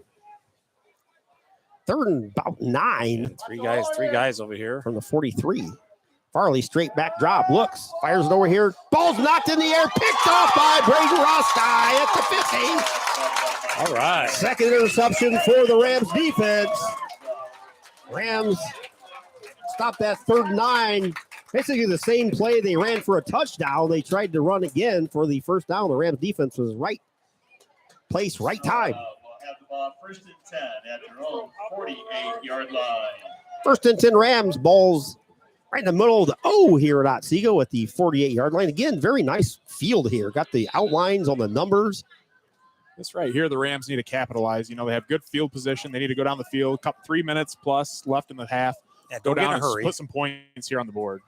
Graziani gives a Gusweiler across the 50-45 to the 43-yard line again. Grady Gusweiler. Yeah, don't get in a hurry. Just chomp away at it. Last drive, Gusweiler just willed the ball down the field basically by himself. Here Reminds me- gained 9 on the first carry of this possession. You made a comment earlier, Keith, about comparing it to the LCC game last year. That's basically, and that was Dallas Stockenhouse that just kind It of was. carried the team. It's kind of the same thing going on here. Gusweiler with the handoff up the middle. He's got enough for the first down, I believe. First down Rams. So we hit the 3-minute mark here. Clock stops to move those chains for a timeout. 13-7 Rams. 2 timeouts remaining for Tinora. 1 for the Knights. A little bit of breeze picking up here. I know. I just opened up Much the door. needed. As we've lost about 11 pounds each up here today since we got here. That's all right. I could use it. 2 receivers far side, 1 near side. Ackerman's your near side receiver. Rosti in motion. Graziani's going to keep it. Cut it up. Cuts it up inside. He's hit. Cover the ball up. Bounced Cover the ball backwards. Graziani got maybe 1 on the play. I'm going to give him a couple here. That's a little better than I thought. He's second aid. Dom gets 2 on that carry. 2:30 to go here in the half. I think the Rams get to about the 25. The Rams are going to have to get somebody else involved in that offense besides Gusweiler. They're going to start keying on him. They'll make that adjustment at halftime. Yep. You're going to have Which to get is Radzik or somebody else involved. What Liberty Sarah did last week. Rosti. Halftime adjustments basically eliminated the entire Rams offense. Carter Gilliam and Radzik, your far side receivers. Ackerman and Rosti, your near side receivers. Grady's in the backfield next to Graziani. Graziani throws it out there to Gusweiler. Wide open 40, 35, maybe 34-yard line.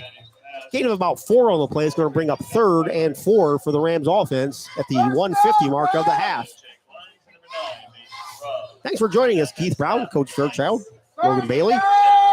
Our producer, director, graphics guy, Dr. AJ, is in Iowa with Dr. Kayla.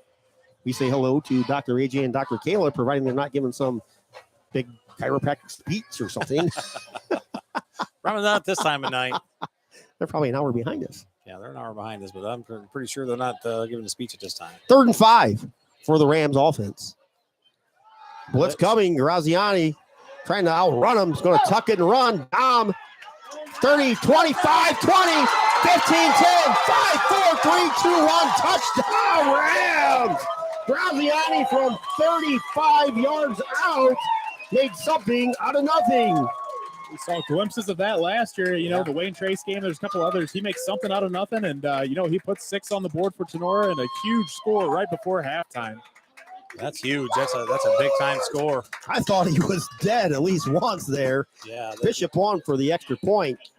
As soon as he cut up, I was just thinking, just get the first down, and all of a sudden the floodgates just opened, and he just ran right through.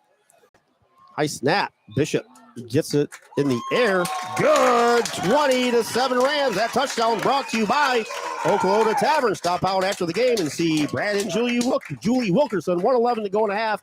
20-7 Tinora. We'll be back right after this time out. Clubhouse Pizza at Nay is your small town alternative for happy food at a happy place. Featuring one of the area's best pizzas, Clubhouse Pizza at Nay will not disappoint. Wing Wednesdays, buffets on Thursday, happy hour on Friday. That's just a few of the things Clubhouse Pizza at Nay has for specials.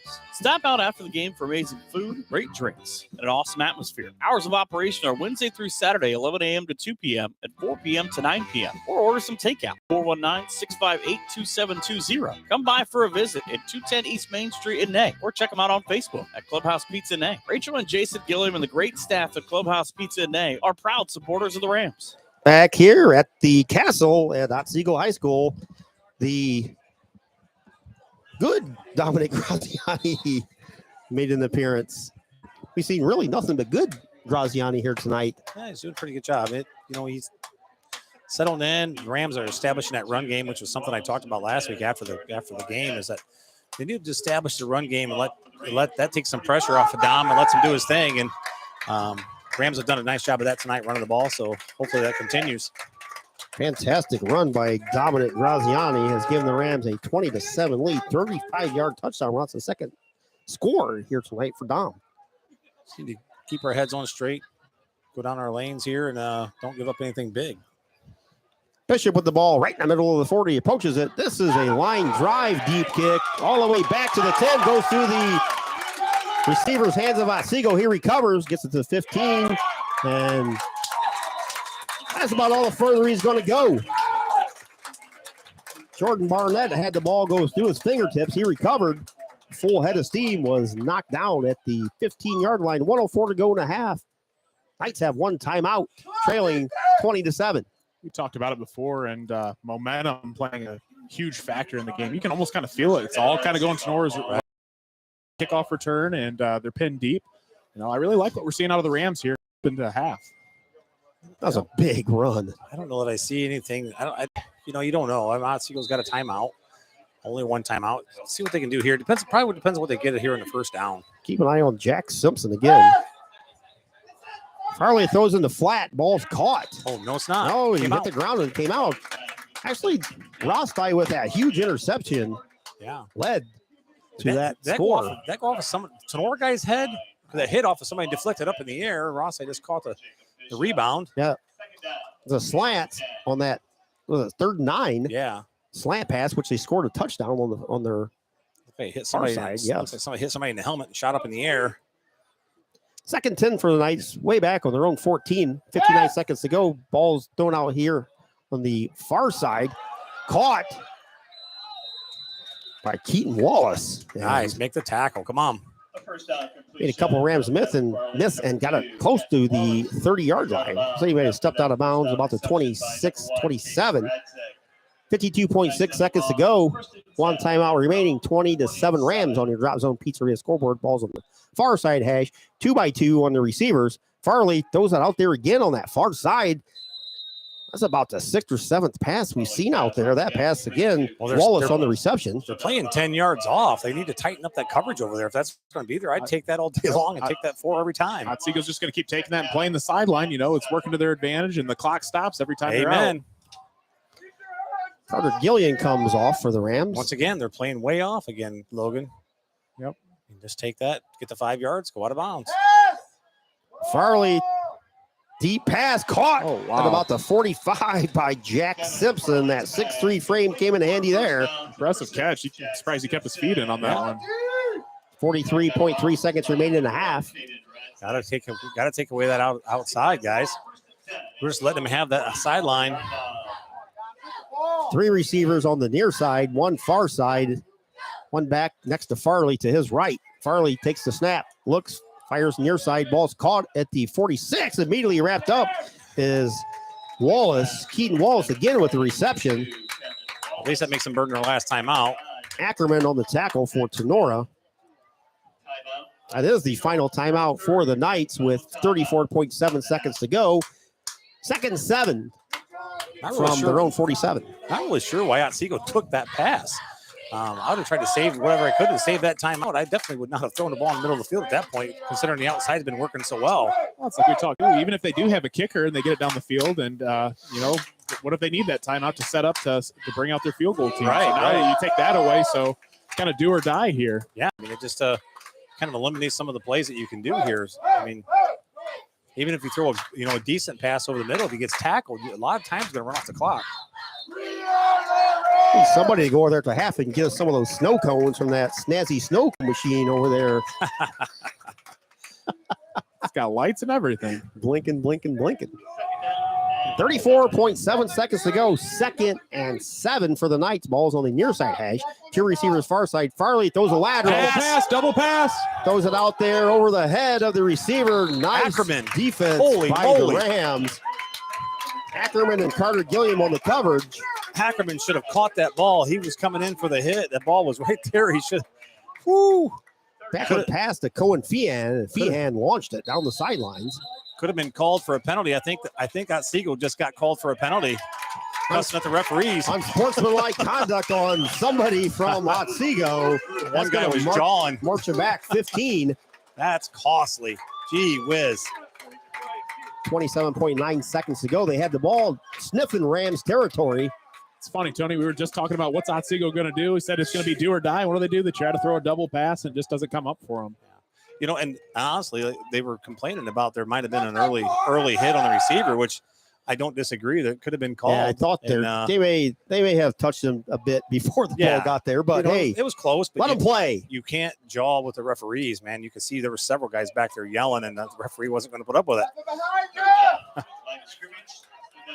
This might change things here a little bit for the Knights. 3rd and 22, all the way down. back to the 32. They do not want to give the ball back to the Rams, so I'm not sure what they're going to do here.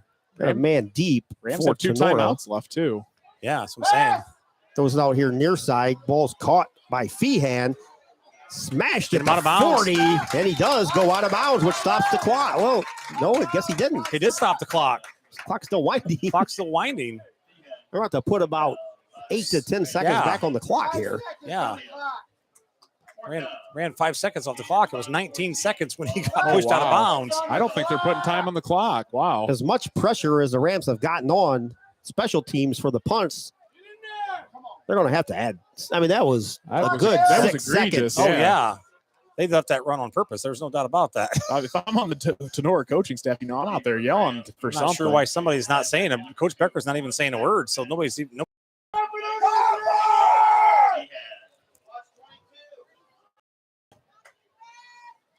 4th and 14. High snap.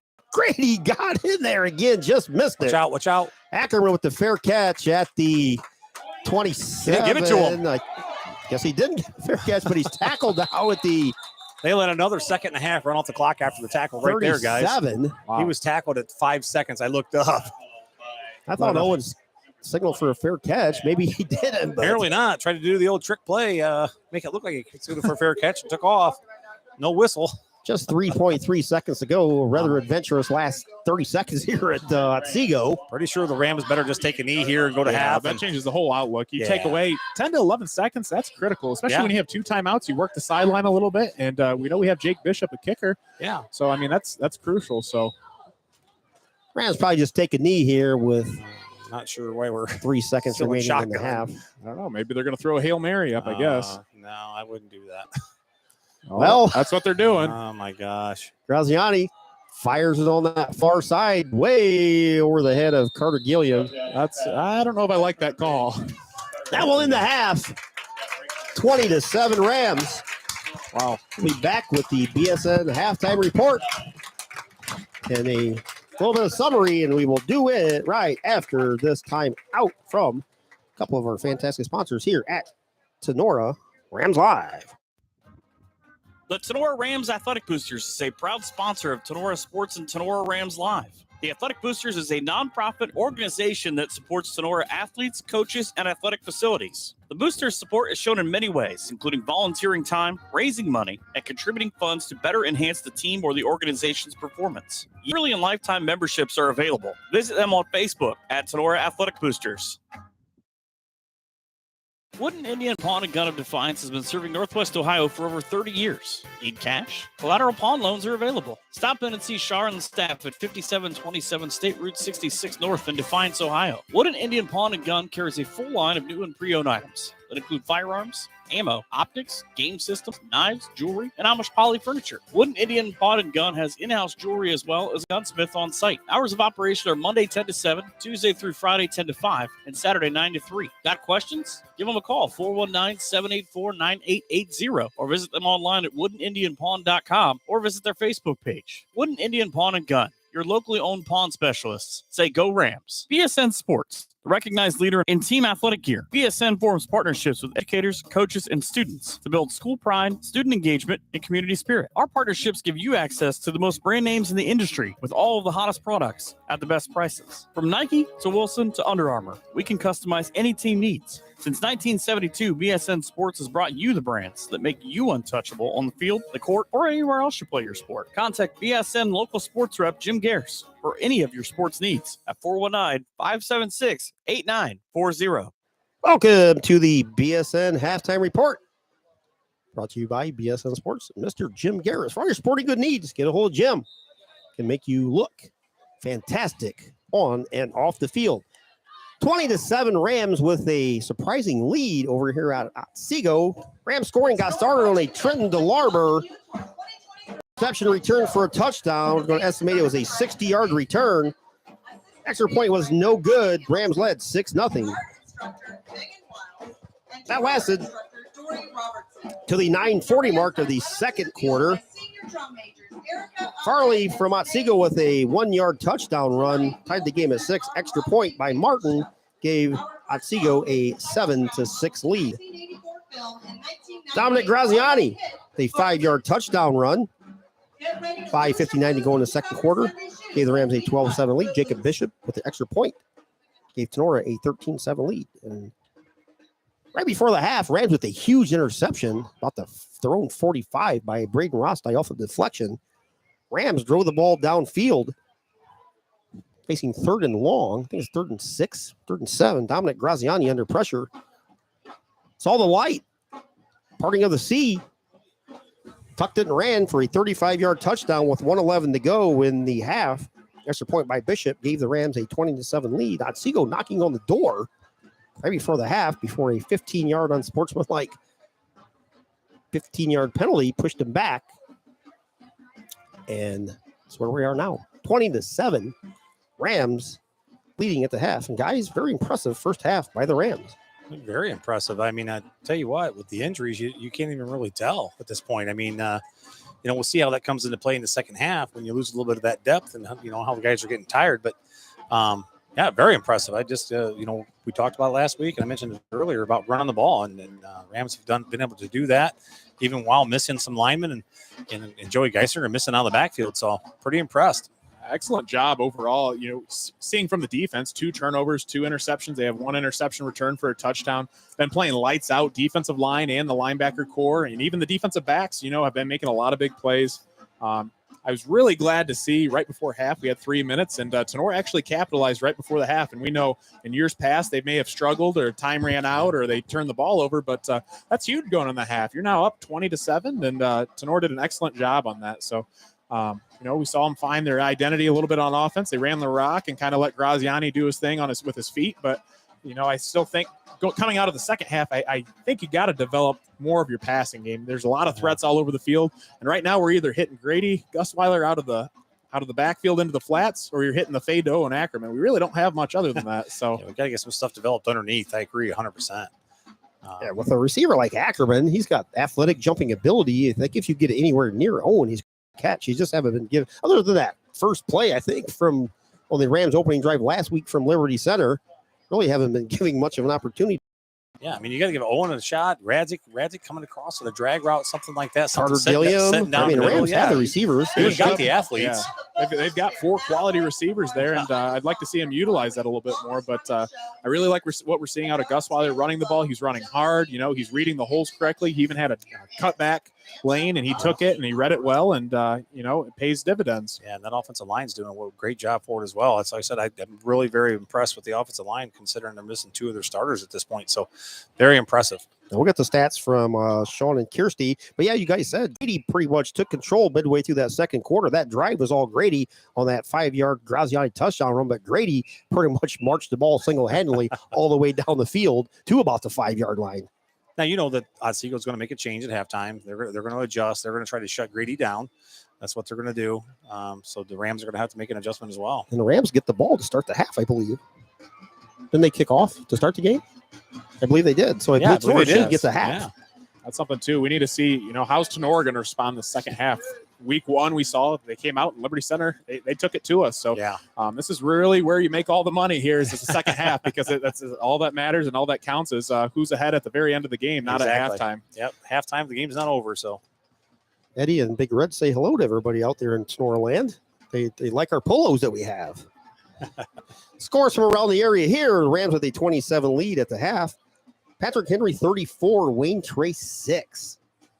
Spencerville 21, Paulding nothing. Oh, big shocker. I mean, now this is really a shocker, but Liberty Center 35, Napoleon nothing at the half. Hicksville 20, Swanton 6. That's at the half. Macomb 33, Crestview 13 at the half. Bellevue 14, Wauseon 3. That's at the half. That was a soccer score. Soccer score. I was like, what, Tinora against me? Defiant 16. You don't play soccer. And Wapakoneta 6. Oh, I hit the wrong. Thank you. Did you have Defiance pick that game? I did have Defiance picked. All right. Go DeFi. Well, try and get some more scores here in a second. Keith can't the hit old the right button. pop-up ad. Van Wert. Wow. Van Wert 34, Lima Bath 28. This is in the second quarter. A lot closer than I thought that'd be. Columbus Grove 14, Liberty Benton Another good game. 7. Ooh, I picked Columbus Grove in that one. Bryan 21, Maumee 14. That's second quarter. At the half, Archibald 13, St. Henry nothing. And Delta 10, Fairview 8. Oh, we talked about that on the way over, guys. That was one of those games. Is at the half. Edgerton 32, Hilltop 6. Wow, Antwerp 24, Eden 16. Jeez. Parkway 22, North Central 6. I picked North Central on that one. Ottawa Hills 21, Evergreen 7. As we said earlier, Ayersville 27, Delphus Jefferson 14. Lipstick 42, Van Buren nothing. And the rest are soccer scores or volleyball scores from yesterday. Lady Rams off to a 2-0 start. Play tomorrow at 10 a.m. Stop out and watch the Lady Rams. But here at the half, 27, Rams lead Otsego. We'll be back after this. We'll have some stats after we thank our sponsors here at Tinora Rams Live. Looking for an opportunity where you can grow your career, be appreciated, and be an owner where you work? Did we say owner? Yes! MEC is an employee-owned company that is highly motivated and actively supports the communities in which our facilities are located. Mayville Engineering needs you. MEC is an employee-owned business where our focus is on our customers' success. MEC has been named the nation's #1 fabricator for 12 consecutive years in a survey published by the Fabricator magazine. Join the MEC family today. Full and part-time positions are available. $1,000 sign-on bonus, 401k, vacation and holiday pay, gain sharing program, employee stock ownership, medical, dental, and vision insurance, short-term and long-term disability, and shift premiums for second and third shift. Visit our website, mecinc.com. Click on careers or visit the 21 Seneca Street lobby at the Defiance location. Local farmers, do you need the best crop insurance in the area? If so, Hall Crop Insurance is here to help. Contact Agent Chad Hall at 419-576-6140 for all of your crop insurance needs. Underwriter Nikki Geisinger is also available to assist at 866-341-2767. The staff at Hall Crop Insurance takes pride in their ability to serve their customers. If you need to talk to an agent or have questions about your policy, please give Chad or Nikki a call. Hall Crop Insurance wishes the best to all Tinora teams this season. Are you tired of losing money on your 401k or other retirement accounts? Well, you're not alone. Do what many area residents have done and call Postoma Insurance and Investments. With safe money strategies offered to you by PI&I, you can still have the benefits of market earnings without taking market loss. Sound too good to be true? Give us a call, and with experienced agents at PI&I will work with you to understand how you can do just that. If you're more interested in the CD-style accounts but are fed up with low CD rates, PI&I agents can set you up with an account with rates currently as high as 5.5% fixed, with certain restrictions apply. Call us today at 419-782-2500 to help you set up a plan that meets your investment goals. That's 782-2500. Postoma Insurance and Investments, protecting everything you've worked for. Looking for an auto body shop with highly skilled technicians and the most advanced equipment in the industry? Then Batt Stevens Body Shop is the right place for you. Batt Stevens will provide you with fine workmanship at a fair price. Our skilled professionals are committed to providing a quality and safe repair on every job like your life depends on it, because it truly does. Batt Stevens is an iCar Gold Class collision repair shop, ASE Blue Seal of Excellence business, and the area's #1 body shop voted on by Crescent News readers. Located in downtown Jewell, Ohio. Give us a call today at 419-497-3111 to schedule your free estimate today. Batt Stevens Body Shop says good luck to all Tinora Ram athletic teams, and go Rams. Are you looking to build that nest egg for retirement, or just looking to start a small investment portfolio for your family? Bidlack Insurance and Financial Services of Defiance has you covered. Tim Bidlack of Bidlack Insurance and Financial Services has over 10 years of investment experience and can assist in estate planning, IRAs, 401k investments, and other financial planning areas. Are you looking for home and auto insurance? Matthew French can assist in those areas. At Bidlack Insurance and Financial Services, they will work one-on-one with you to make sure that your home, auto, or business is protected. Bidlack Insurance and Financial Services, located at 912 East 2nd Street in Defiance. Give Tim a call today for a free quote at 419-438-0023.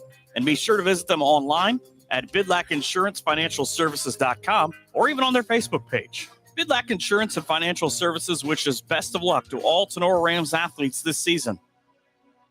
BSN Sports, the recognized leader in team athletic gear. BSN forms partnerships with educators, coaches, and students to build school pride, student engagement, and Stevens community Body Shop spirit. is your Our number partners one help voted for auto access collision to the most repair brand names in the facility industry. Otsego. For all the hottest Recently products, built best a brand quality new prices, state-of-the-art from Nike 20,000 to Wilson to body Under shop Armour. along We with can a 2,500 customize any team needs. square foot addition Since to the 1972, This includes BSN a Sports has brand brought new you the Super brand Brand that make Series you 7 untouchable on the At field Van Stevens, or we anywhere else. establish Contact IRAs, BSN local sports We are rep your Jim experts Garrett on Financial all for any of your models sports of needs. these. Hope or Our auto Volvo tonight. Chrysler 576 4 Have your hair and nails gotten out of control over the past few months? Cut and Polish Salon of Defiance is your local salon to get all pampered up. Cut and Polish Salon offers a vast range of quality services, including haircuts, highlights, specialty coloring, waxing, manicures, and pedicures. Please schedule a visit at their fun, relaxing salon where you can be sure that all of your hair and nail needs are a top priority. Cut and Polished Hair and Nail Salon is located at 413 Hopkins Street in Defiance. Be sure to book your appointment today by calling 419-576-5087 or do your booking online by visiting their Facebook page. Cut and Polish Salon says, remember, it's all fun and games until someone breaks a nail. Cut and Polish Salon is a proud supporter of Tinora Rams Live. Cut and Polish Salon owner Jenny Bidlack says, go Rams. Higby Embroidery of Defiance offers custom screen printing and custom embroidery to local high schools and individuals from all areas. Connie Higby and her staff have been serving and supporting Tinora High School as well as the Tri-County area since 1999. From throws to t-shirts to school jackets and much, much more, Higby Embroidery is here to serve your custom needs. Higby Embroidery also offers custom artwork if it is needed to complete your project. Higby Embroidery is located at 1940 East 2nd Street, right here in Defiance, Ohio. Contact them at 419-428-3000 or visit them online at higby.com or Higby Embroidery on Facebook. If you are looking for a customizable item, Higby Embroidery is your place. Higby Embroidery, a proud sponsor of the Tinora Rams Live Player of the Game Award. Maumee Valley Title Agency of Defiance has been providing seamless and transparent real estate closings in Northwest Ohio for 27 years. From contract to closing, their experienced team of attorneys and title agents work with lenders, businesses, and individuals to meet their real estate needs. Call the office at 419-782-3334, Monday through Friday from 8 a.m. to 5 p.m., or visit them online at maumeetitle.com. Maumee Valley Title Agency of Defiance wishes all the Tinora Rams athletes the best this season. Northwest Ohio Sports is the place for sports rankings, news, scores, podcasts, and more for area athletics. Check them out at Northwest Ohio Sports on Twitter, Instagram, and Facebook. Okolona Tavern, located in downtown Okolona, is the home of the famous Okie Tavern Wings. Stop in after the game and get some delicious wings, burgers, fries, onion rings, and enjoy an ice cold beverage while talking about the game. Hours of operation are Tuesday to Sunday, opening at 4 p.m. Check out the Okolona Tavern on Facebook for a menu before you head out. Mexican food specials every Thursday and Sunday. The Okolona Tavern, a proud supporter of the Tinora Rams. Optimal Performance Fitness is not just your typical gym. Here at OPF, you don't pay for a membership just to hop on a treadmill. We are a fitness coaching center that strives to provide an experience like no other. We provide accountability and results. You either work one-on-one with a certified personal trainer or in a group setting with like-minded people. Here at OPF, we want to change your mindset of going to the gym into something that you enjoy and look forward to doing. Rather than going to the gym merely to work out, we train at OPF. We are your cheering section, your motivators, and soon-to-be family. Optimal Performance Fitness strives to help you achieve the best version of yourself. Contact us today to take that first step. It could be life-changing. Stop with all the excuses. Let's roll up our sleeves and get to work. Call Jake at 419-438-7265 and get started today at Optimal Performance Fitness. Signs Excavating of Defiance offers a variety of excavating and trucking services. Signs Excavating can assist with general excavating services, demolition, and emergency repair work. From driveways to ditch cleaning to site prep, Signs Excavating is here to assist. Signs Trucking Service can also assist in any of your equipment hauling needs. They're located at 2147 State Route 66. Signs Excavating, family owned and operated since 1999. For any excavating needs, give Josh a call at 419-769-2290. And for your trucking needs, ring up Brad, 419-481-3738. Be sure to visit them online at signsexcavating.com or Signs Excavating on Facebook. Signs Excavating wishes all the best to the Tinora Rams athletes. The Tinora Rams Athletic Boosters is a proud sponsor of Tinora Sports and Tinora Rams Live. The Athletic Boosters is a nonprofit organization that supports Tinora athletes, coaches, and athletic facilities. The Boosters' support is shown in many ways, including volunteering time, raising money, and contributing funds to better enhance the team or the organization's performance. Yearly and lifetime memberships are available. Visit them on Facebook at Tinora Athletic Boosters.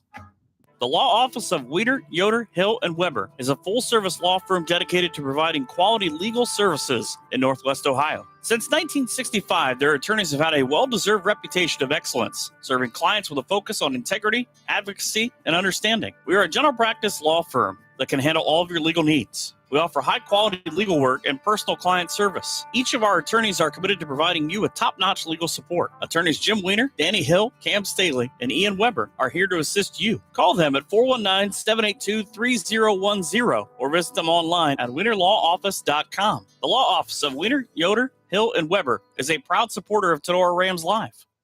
Is your business looking for someone to take the day-to-day worries of Bookkeeping Solutions of Defiance is here to help. With over 5 years of bookkeeping experience and 7 years in banking, you can be confident Solutions handle the monthly tracking and reports so you can focus on your business goals. Contact Jenny at 419-956-1273, and you can also visit her on Facebook or at weberbookkeeping.com. Who was the best pizza in the area? Anyone? Anyone? Drop Zone Pizzeria in Ayersville and Stryker has won that award 3 times in the last 4 years.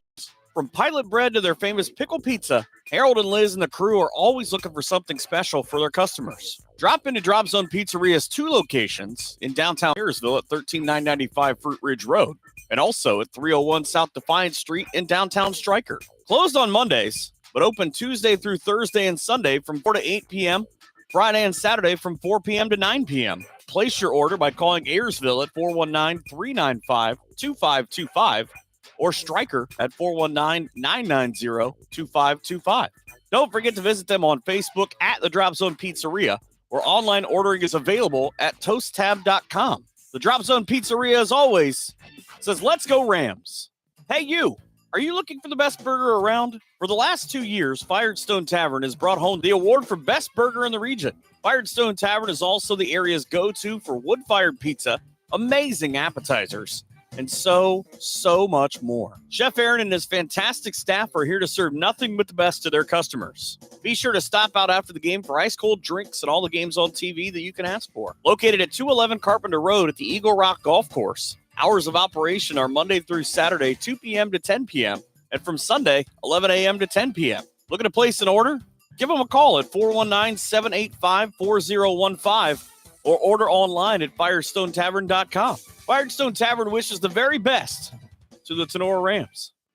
Clubhouse Pizza in A is your small-town alternative for happy food at a happy place. Featuring one of the area's best pizzas, Clubhouse Pizza in A will not disappoint. Wing Wednesdays, buffets on Thursday, happy hour on Friday. That's just a few of the things Clubhouse Pizza in A has for specials. Stop out after the game for amazing food, great drinks, and an awesome atmosphere. Hours of operation are Wednesday through Saturday, 11 a.m. to 2 p.m. and 4 p.m. to 9 p.m. Or order some takeout at 419-658-2720. Come by for a visit at 210 East Main Street in Nay, or check them out on Facebook at Clubhouse Pizza Nay. Rachel and Jason Gilliam and the great staff at Clubhouse Pizza Nay are proud supporters of the Rams. Back here at the Castle, Rams with a 20-7 lead. Looking at the first half stats. First downs, Ram had 6. Otsego had 8. Rushing yards, Rams 17 rushes with 141 yards. Otsego 12 rushes, 34 yards. Rams total offense, 24 plays for 150 yards. They had just 9 yards passing. Otsego, 34 plays for Otsego. They had 180 yards of total offense. Rams just 2 of 7 passing for 9 yards. Otsego, Farley was 14 of 22. He had 2 interceptions. Rams had 1 fumble lost. Otsego did not have a fumble. The 2 interceptions were their turnovers. Rams penalties, 2 for 25. Otsego, 8 penalties in that first half for 60 yards. A big penalty right before the half. 15-yarder marched them back.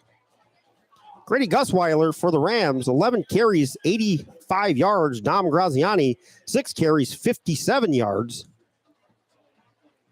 And for Otsego, Barnett, 5 carries, 18 yards. And Devin Farley had 7 carries for 16.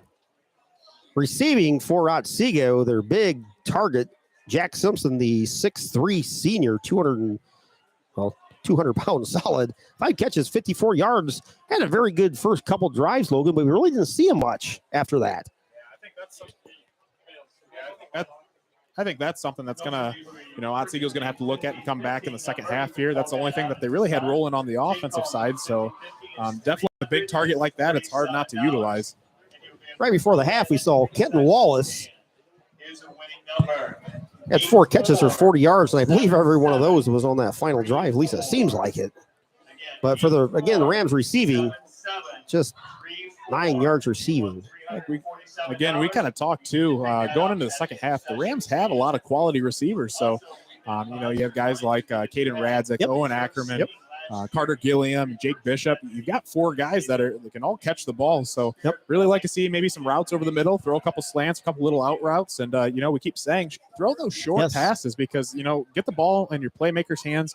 Let them go out and make plays instead of just trying to throw the fade or the deep ball every single time. Which we saw Graziani pretty much play under control in the first half, and we saw Dom make something out of nothing on that third. I think it was 3rd and 5, 3rd and 6, and that's when he 35-yard touchdown run right before the half.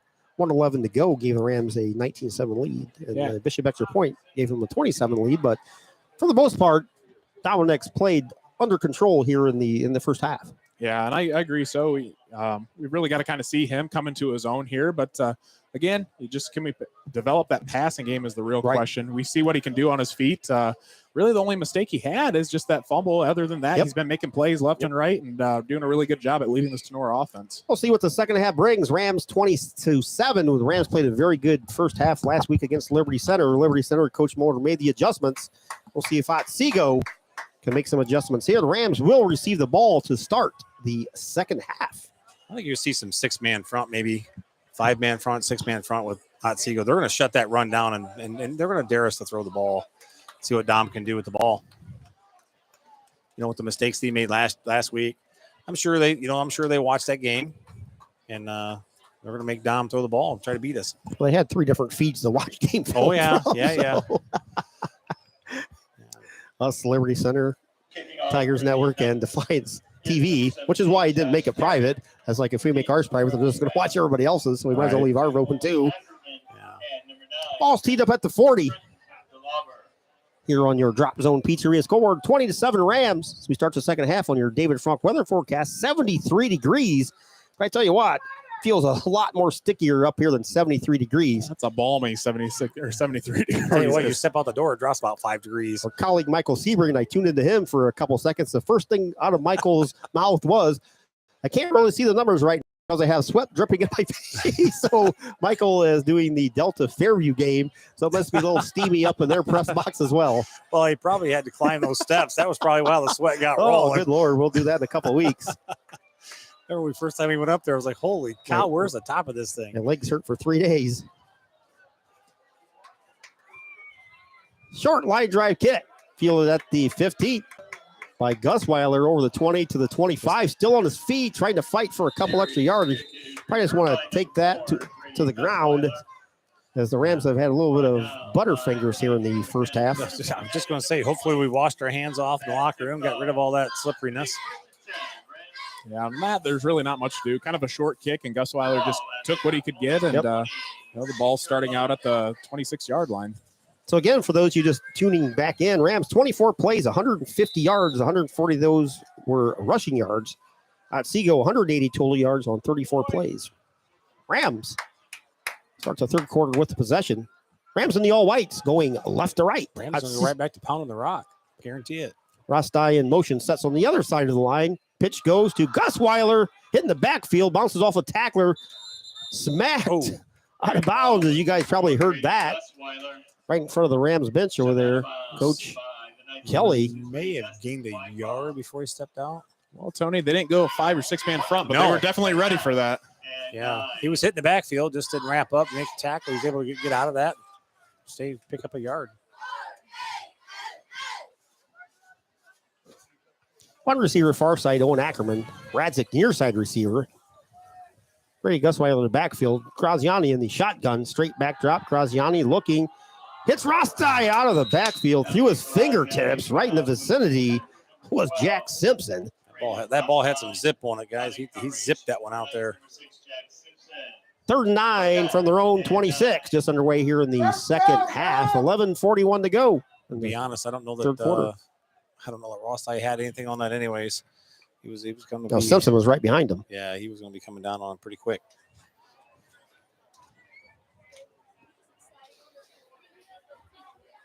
Near side hash, 2 receivers go far side, Rostai and Ackerman. Near side is Gilliam and Radzik. Gusweiler to the right of Graziani. Graziani straight back, looking under pressure. Still under pressure. Dom had his shirt grabbed up by the shoulder pads, just flung it to the sidelines. It was deflected, fell harmlessly to the ground. It's going to be 4th down, 4th and 9. And Otsego comes out of the second half like they were shot out of a shotgun on defense. Graziani got chased out of the pocket there, and I mean, he was trying to make a throw to Gusweiler standing there over along the sideline, and I mean, it's hard to make that throw when you're getting drugged down, so at least he burned it. The only thing I'd like to see there, guys, is Gusweiler was standing there. If Gusweiler just creeps up the sideline, he gives Dom basically a basketball shot over top of everybody, and who knows what happens at that point, but Gusweiler was just kind of standing there with his feet planted on the sideline, not giving really Dom anywhere to go with the ball. Bishop back at his 10, low snap. Jacob scoops it up. Nice deep kick all the way back to the 40.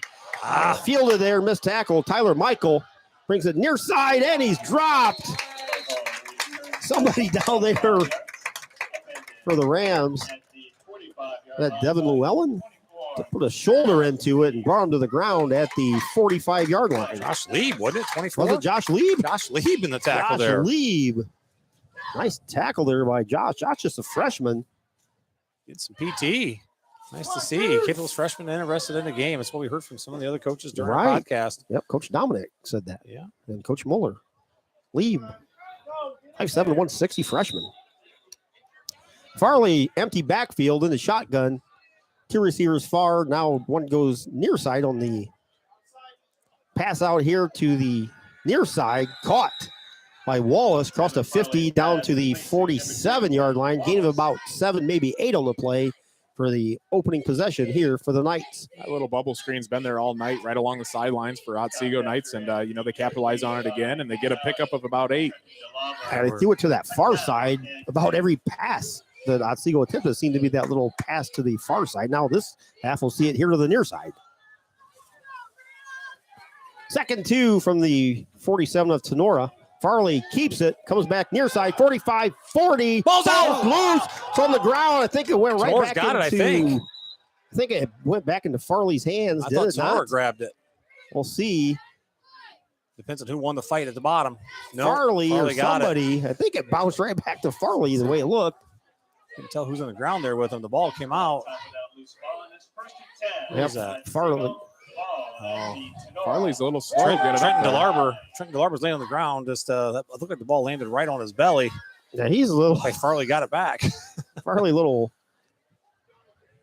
slightly shaken going back to the huddle. 1st and 10 from the Tinora 38. 10:30 at 10:30 and winding here in the quarter.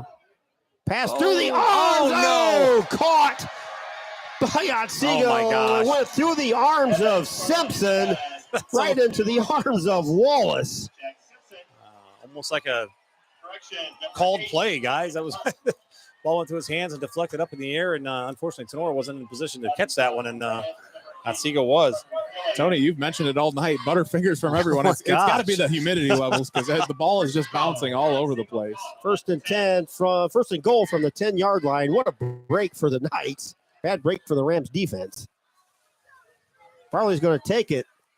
Goes off the left side for about a gain of 2, maybe 3 for Farley. He's going to bring up seconds. Only give him 5 on the play. 2nd goal from the 5 as we hit the 10-minute mark here in the 3rd. But the rocket shot off the arm of Farley through the arms of Simpson landed right into the arms. I think that was actually Keegan Hutton. What down was that? Was that 3rd? I think it was 3rd down. That's a huge break for Otsego. 2nd 5 from the 5. Farley under center. Has a 3 backs in the backfield here. Play clock's at 8.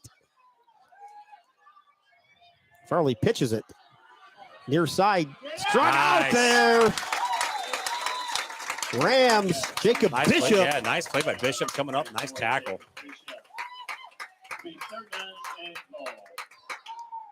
Loss on the play. Loss of 4. 3rd and goal. All the way back to the Knights, or the Rams 9. 9-12 and winding here in the third. 20-7 Rams. Adjusted that to the 8. Farley's got watch that slant that they ran earlier. 2 receivers far side for Farley, 2 near side, 1 back in the backfield. Oh, a flag on the play. A little false start again. First half, Otsego had 8 penalties. This will be number 9. I'd say it's probably Otsego's 3rd or 4th false start of the game. Guys, we need to tighten up our defense down here by the goal line. We're standing back there. It looks like they have Carter Gilliam playing about 2 yards deep in the end zone. I agree. Giving them everything, all they need right there. I'm not sure why we don't tighten up a little bit. 3rd and goal from the 13. Knights are going for it. I mean, look at him right now. He's giving them 15 yards. 3 receivers far side, 1 near side. Farley straight back drop, looking over the middle, wide open. Through the seam is Jack Simpson, similar to the touchdown to Liberty Center last week on the first play. Nobody there. Aiden Radzik, I think, was on coverage there and he ran right by him. Radzik, I don't even know if he's seen him go by. I think that's one, Rams drop back into a zone. Typically, you see kind of a tight man-to-man coverage like you're alluding to, Tony, but they left up too much room and they hit Simpson again for that slant across the middle. They got to tighten that up. That's huge. Let those guys release off the line of scrimmage. You give them, who was that? They got in there and put some pressure on the quarterback. Cooper Farrell got in there and put some pressure on the quarterback. Extra point is blocked. No good. So with 8:34 to go on your Drop Zone Pizzeria scoreboard here in the third quarter, Tinora 20 and Otsego 13. We got that point back. We'll be back right after this here on Tinora Rams Live. Looking for home or auto insurance? What about building for retirement? Or looking to start a small investment portfolio for your family? Bidlack Insurance and Financial Services of Defiance has you covered. Tim Bidlack of Bidlack Insurance and Financial Services has over 10 years of investment experience. Tim can assist in estate planning, IRAs, 401k investments, among other financial planning areas. Need home or auto insurance? Welcome Austin Bidlack. He can assist you on those. At Bidlack Insurance and Financial Services, they will work one-on-one with you to make sure your home, auto, and business are protected. Bidlack Insurance and Financial Services are located at 912 East 2nd Street in Defiance. Call Tim or Austin at 419-438-0023 today for a free quote. You can visit them online or on their Facebook page as well. Bidlack Insurance and Financial Services wish the best to all the Tinora Rams athletes this season. Northwest Ohio Sports is the place for sports rankings, news, scores, podcasts, and more for area athletics. Check them out at Northwest Ohio Sports on Twitter, Instagram, and Facebook. Make sure you check that out on all social media platforms, Northwest Ohio Sports. Make sure you check out our podcast. Logan does a great job. Usually tape that on Tuesdays. Logan stays up all night into the wee hours of Wednesday morning to get that to you on YouTube. Make sure you check it out. We have a great time. Hot take segment. Send those hot takes in for week 3. Yeah, if you want to kind of call somebody out or maybe diss on another team, something like that, send that in. We'll definitely talk about it. Ball's at the 40-yard line. It's onside kick. Ball's on the ground. The Rams are watching the ball. We missed it. Nobody. Landon Newsom missed it. I believe it's Newsom. I don't think anybody for Tinora went for the ball. Otsego recovers. Yeah, Newsom just backed up and let the ball go. Onside kick recovered by the Knights with 8:34 to go here in the third quarter. Gutsy call. Yeah, the front line of Tinora there, they just went into panic mode. And, Landon Newsom just backed up and let the ball go right by him. I'm not sure. Obviously, that's something new. Maybe we haven't seen or something. Second-year coach John Linke rolled the dice and won the prize on that one. Guys, they're gonna strike over the middle again. That worked once. They're gonna come right back to that play. I guarantee it. The Knights will begin their possession. Change of possessions here. Big play. I would watch for Otsego to go for something huge. Yeah, whether exactly trick play or throwing it deep down the field. Yeah, they've already tried a trick play, right? The double pass, but we've got 3 receivers over here, and he's standing wide open. Farley in the shotgun throws it over the middle. There's the reception again. Call it to 40 all the way down to the Tinora 35-yard line. Kenton Wallace on the catch. Gain of exactly 10. First down, Knights. Otsego's found the middle of the field open, and they just keep coming right back to that slant route. You're going to have to get Gus Weiler to sit right there. Caden Radzik coming off the field for Tinora, heading to the sidelines. Emily's over here next to Caden. Appears to be fine. Farley with the keeper. Hit at the 35-yard line. Gain of 1 for Farley. He's going to make it 2nd and 9 here in the third quarter. So he hit the 8-minute mark. Knights knocking on the door again. Alex Homeyer and Carter Radzik in there on the tackle. 20-13 Rams with a lead at the moment. Simpson winds up over here on the near side. Next to him is Hutton. Farley one back behind him. Shotgun. Farley throws it out there in the far flat. That was on the dirt. A little bit low. Pass intended for Wallace. Guys, on this side of the field, once again, we have one guy guarding 2. Our next guys, maybe they saw something in film. They never throw that side, but I'm pretty sure you got, what's his name, Newsom?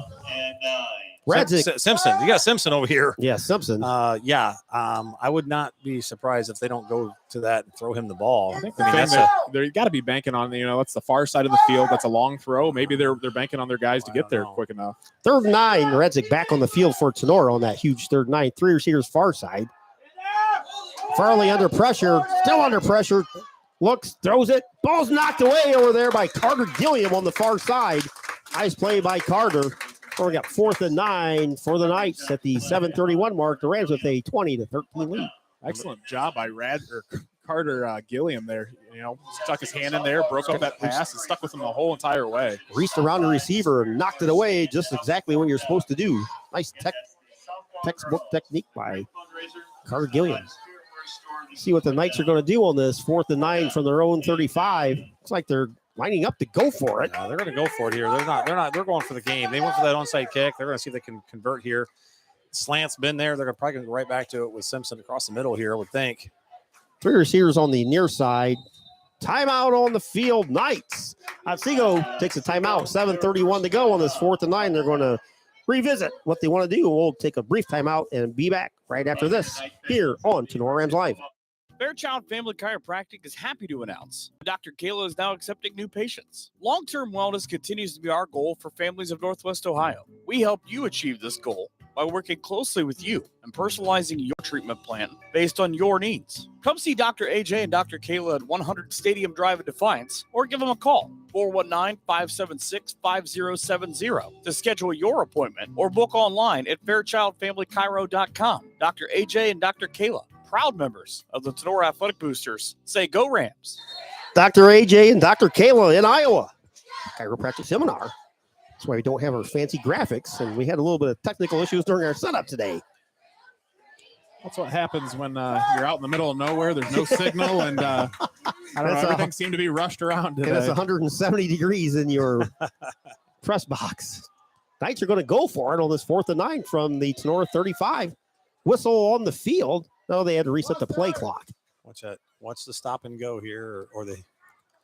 Man in motion, throws it over there. Oh, caught on the far side. Missed tackle by the Rams, but able to hold. Rams rebound and hold the Knights short. Well, short of a first down. That was only a gain of about 3, maybe 4 on the play. Kind of an odd play call there, Tony. Out of all the things you could run, I don't know why they would run that. Kind of expected them to miss about 3 or 4 tackles over there to get the first down. Yeah, I mean, you would have thought that slant's been working for them. That's where they would have gone, back to the bread and butter. Yeah, I mean, they had a couple wide receivers over there and tried throwing the screen again on the receiver coming in towards the quarterback, and he just couldn't get there. 1st and 10 Rams from their own 32. Balls on the far side hash. 20-13 Rams with a 7-point lead. 7:25 to go here in quarter number 3. Bishop, your near side receiver. Ackerman, far side receiver. Whistle before the snap. False start on the Rams. Rams. Second drive here in the second half. And thus far, through the first 5 minutes of quarter number 3, have an eerie similarity to the second half start against Liberty Center last week. Nice crowd here tonight. Thank goodness we actually got cloud cover about a minute or 2 into the game. Yeah, it's hard to see. The sunset. See. We'd have seen the sunset. We would have been in the sun on our eyes the whole time. We'd have been like Michael Sebring. 2 receivers near side, 1 far side. Hand off to Gusweiler. Bounces off a couple tacklers, gets to the 30. Tripped over his own guy. To the 32. Gain of about 5, maybe 6 for Grady. Got his feet tangled up with Richardson there and tripped him up. That's something I touched on in the first half. Gusweiler's just running the ball hard right now. You know, he lowered his shoulder and he basically trucked that kid and hit it right off the edge and picked up an extra couple of yards. But Grady with 11 carries for 85 yards in that first half, Logan. Yeah, very solid performance, and he continues things here in the second half. Second and says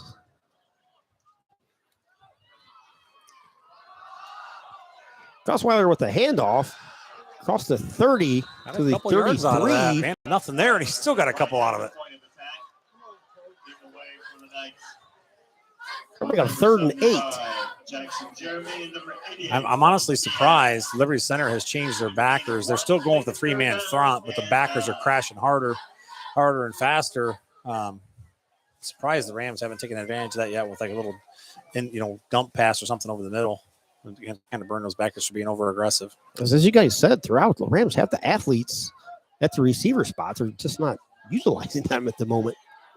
3rd and 8 from their own 32 as we hit the 6-minute mark. Far side hash. Bishop near side receiver. 3 receivers far side. Graziani takes a snap under pressure. Looking, fires it out here to Bishop. Makes a catch. First down, Jacobs. 45-50. Jacob Bishop with caught the back end of the ball. Made a man miss. Huge play for the Rams. That's a huge play for the Rams. Big first down. Moving the chains. Running the clock. Bishop caught the back end of the ball, it looked like. Made a man miss. Got across the right. I guess he didn't get across the 50. Got right to the 50. Nice throw by Dom on the run, too. That was a long throw. Got 3 receivers on the far side. Ackerman, Rostai, and Gilliam. Bishop is far side on the Jacob Bishop. Hero to zero. Split second start before the snap of the ball. That's why they always tell the receivers, you should never jump offside. You should be looking at the football, not listening. You're a little bit too far away to hear sometimes. Jacob a little bit amped up after that. I'm sure Bishop's got the adrenaline flowing right now. Big reception. Catch another one. I want to catch another one. That's right. Hit me again, coach. They're back the Rams up 5. 1st and 15. Now back on their own 45. So we started the last drive, 1st and 15 after the false start earlier. Again, 3 receivers on the far side, 1 near side. Graziani throws a little swing pass to Gusweiler on the backfield. 45-50. Grady gets down to the 49 of Otsego. Gain of about 6. I like that play. Yeah, almost an exact replica of the way the last drive started. Exactly right. Other than it was a run instead of a pass. But got the offside or the false start penalty, and then gained 5.5 yards. So 5:42 to go here in the third quarter. 20-13. Rams with a 7-point lead. Rams on at the half. 20-7. 2nd 9 from the Otsego 49. Far side hash for the Rams. Pitch goes to Grady. Caught in the backfield. Submarine for about a 3-yard loss. Down goes Grady. He's going to bring up 3rd and 12 for Tinora. Yeah, they tried doing that toss to the outside, and Devin Farley, defensive back there, he just made that play and made the read and had a nice tackle for loss for Otsego. That play there, Logan, I'd like to see, instead of Grady do that little juke step, just try to outrun him to the sideline. Get outside him and use your speed to get around and see if he can keep up with you. Either, do that or stick your foot in the ground and just try to get north and south and see what you can get. Yeah, kind of made that little juke, and he just made a nice little play, kept his eyes on the belly, and was able to get his foot taken down. 2 receivers, 1 near, 1 far. Pass over the middle. Gilliam wide open. 40, 35, 30, 25, 20, 15. Carter Gilliam with a huge 3rd and 12. Nostradamus is up here with us in the booth. Oh, geez. What I said about taking advantage of those linebackers being aggressive, and right there it is, boys. That was a nice read by Dom. Yeah, nice play. Nice play call by the coach. That's a couple things, we keep on talking about. Get it to some of these other guys that are quality receivers. Absolutely. First reception for Bishop on the year, first reception for Gilliam on the year. And guys, it broke. How many tackles did he break? He got 20 yards after the first contact. I mean, that's awesome. 1st and 10, all the way down to the Otsego 14-yard line. 4:30 to go. Gus Weiler with the handoff. 10 upside down. He goes. Gets to about the 9, maybe the 8. See where they put the ball down. Can get a first down, so that's good. Yeah, the Rams can get a first down at about the 3. 4-yard line, according to what it says on the scoreboard. 4-yard line. 2nd 5, 4:06 and winding here in the third quarter on your Drop Zone Pizzeria scoreboard. It's 20-13. Rams with that 7-point lead. Rams playing great here tonight. Rams break the huddle with 10 seconds on the play clock. Shotgun for Dominic Graziani. Hands it off to Gus Weiler straight up the middle. Gets down to the 5. About the 6, maybe. The third, about 2. Credit with the tackle, number 34, Chris Kazmaier. Kind of a big play here for the Rams offense. Still have Jacob Bishop give you a. Just going to say the same thing. I hate to say chip shot field goal because Jacob missed an extra point earlier, but 3:20 and winding. It is 3rd and 2. The ball is on the Otsego 6-yard line. One back in the backfield. Gilliam is the flanker.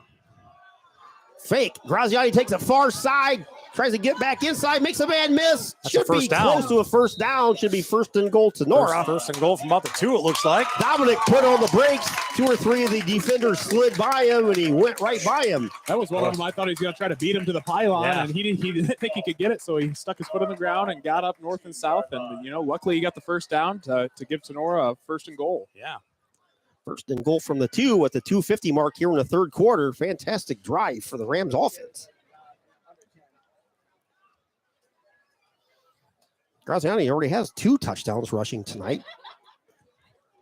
Trying to take an early lead for the Higbee Embroidery Player of the Game.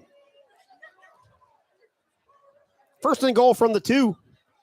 Gus Weiler behind Graziani. Gives it to Grady. He slipped in the backfield. Flag. How much you want to bet? I know what that flag's for. Kind of came in the vicinity of a chop block. I'm just going to say that's probably what it's going to be. Holding on the Rams. March him back. That would have been the other one I put my money on. But I just figured we've been getting called for the chop block. I just thought for sure that was what it was going to be. Going to take it back to the 12-yard line. That's a big loss. Yes. And it didn't matter. You know what I mean? It didn't even come into play. Grady slipped. It didn't help him at all. 2:24 to go here in the third. Rams 20. Otsego Knights 13. Here's where you throw that jump ball in the corner, Keith. Ackerman's out there on the far side. Timeout on the field. We'll reset the ball. I'm not sure what that was about, but it's supposed to be on the 12. They had it on the 13, I guess. I don't know. Ackerman far side, Bishop near side.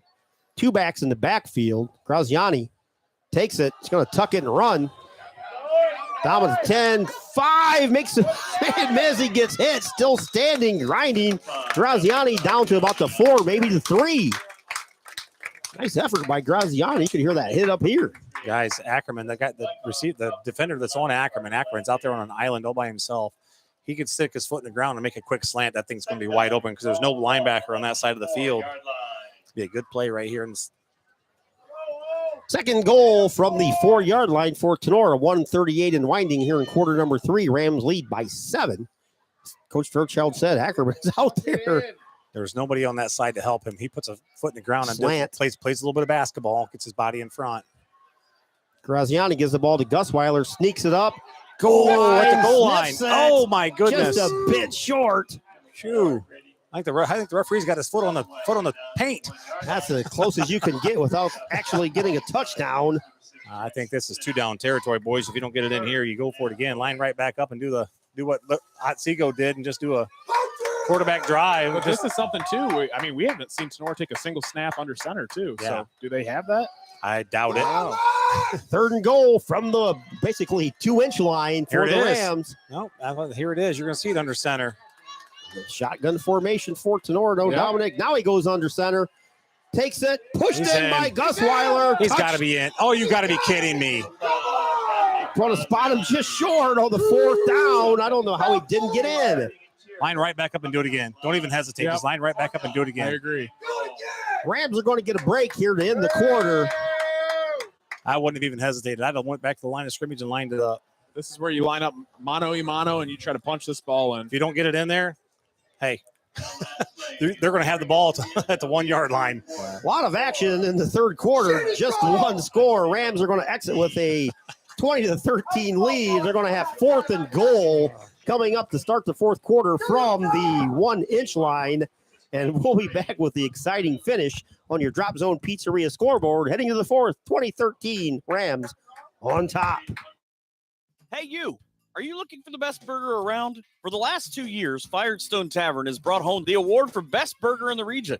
Firestone Tavern is also the area's go-to for wood-fired pizza, amazing appetizers, and so much more. Chef Aaron and his fantastic staff are here to serve nothing but the best to their customers. Be sure to stop out after the game for ice-cold drinks and all the games on TV that you can ask for. Located at 211 Carpenter Road at the Eagle Rock Golf Course. Hours of operation are Monday through Saturday, 2 p.m. to 10 p.m., and from Sunday, 11 a.m. to 10 p.m. Looking to place an order?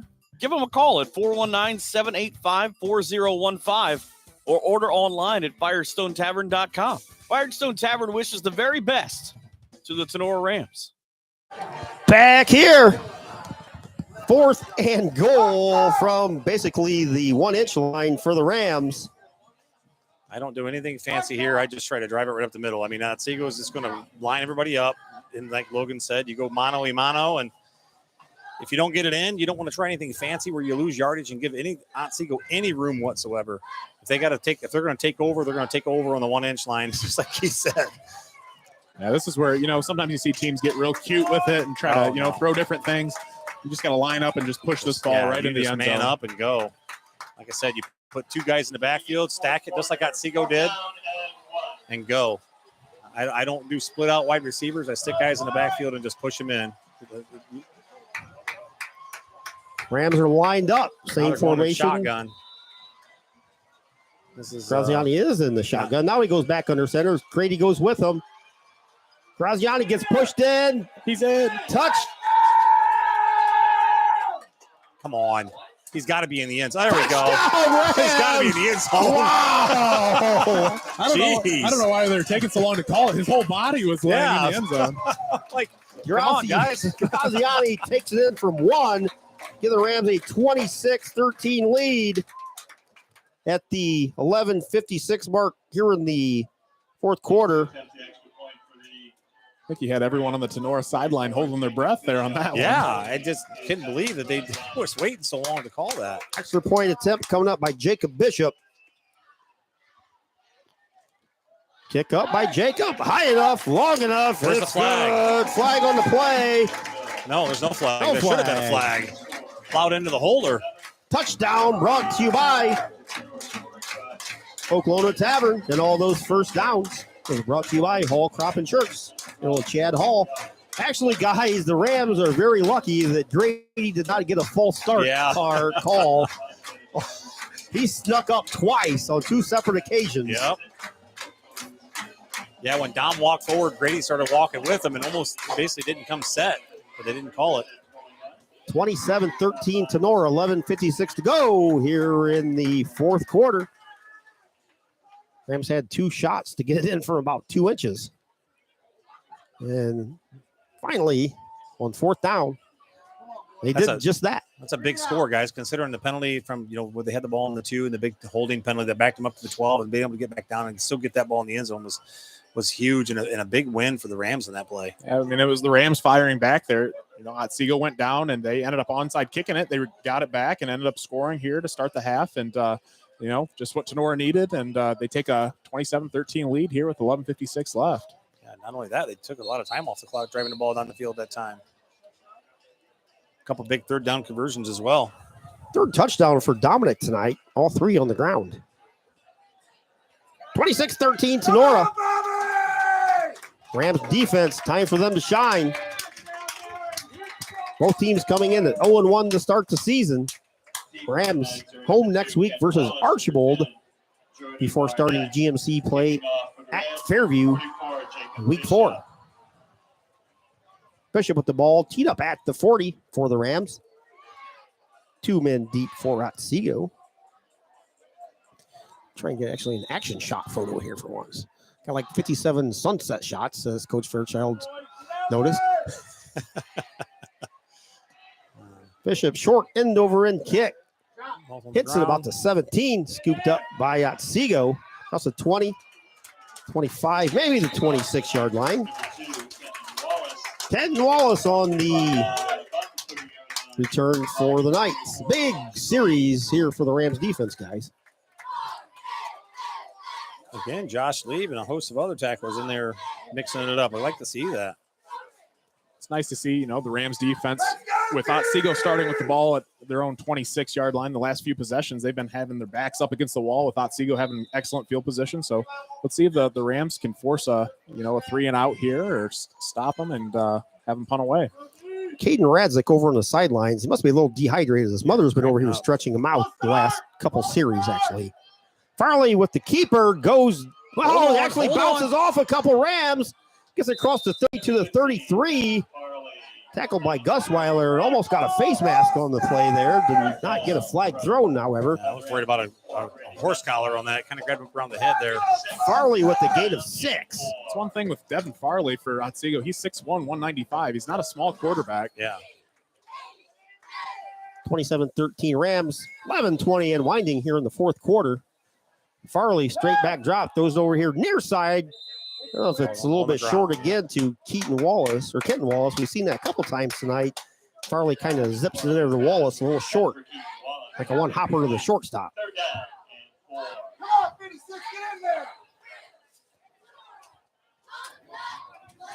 Ram fans alive and well here tonight, as you can tell. Love it. 3rd and 4 from their own 34 for the Knights. Gus needs to set right here in the middle.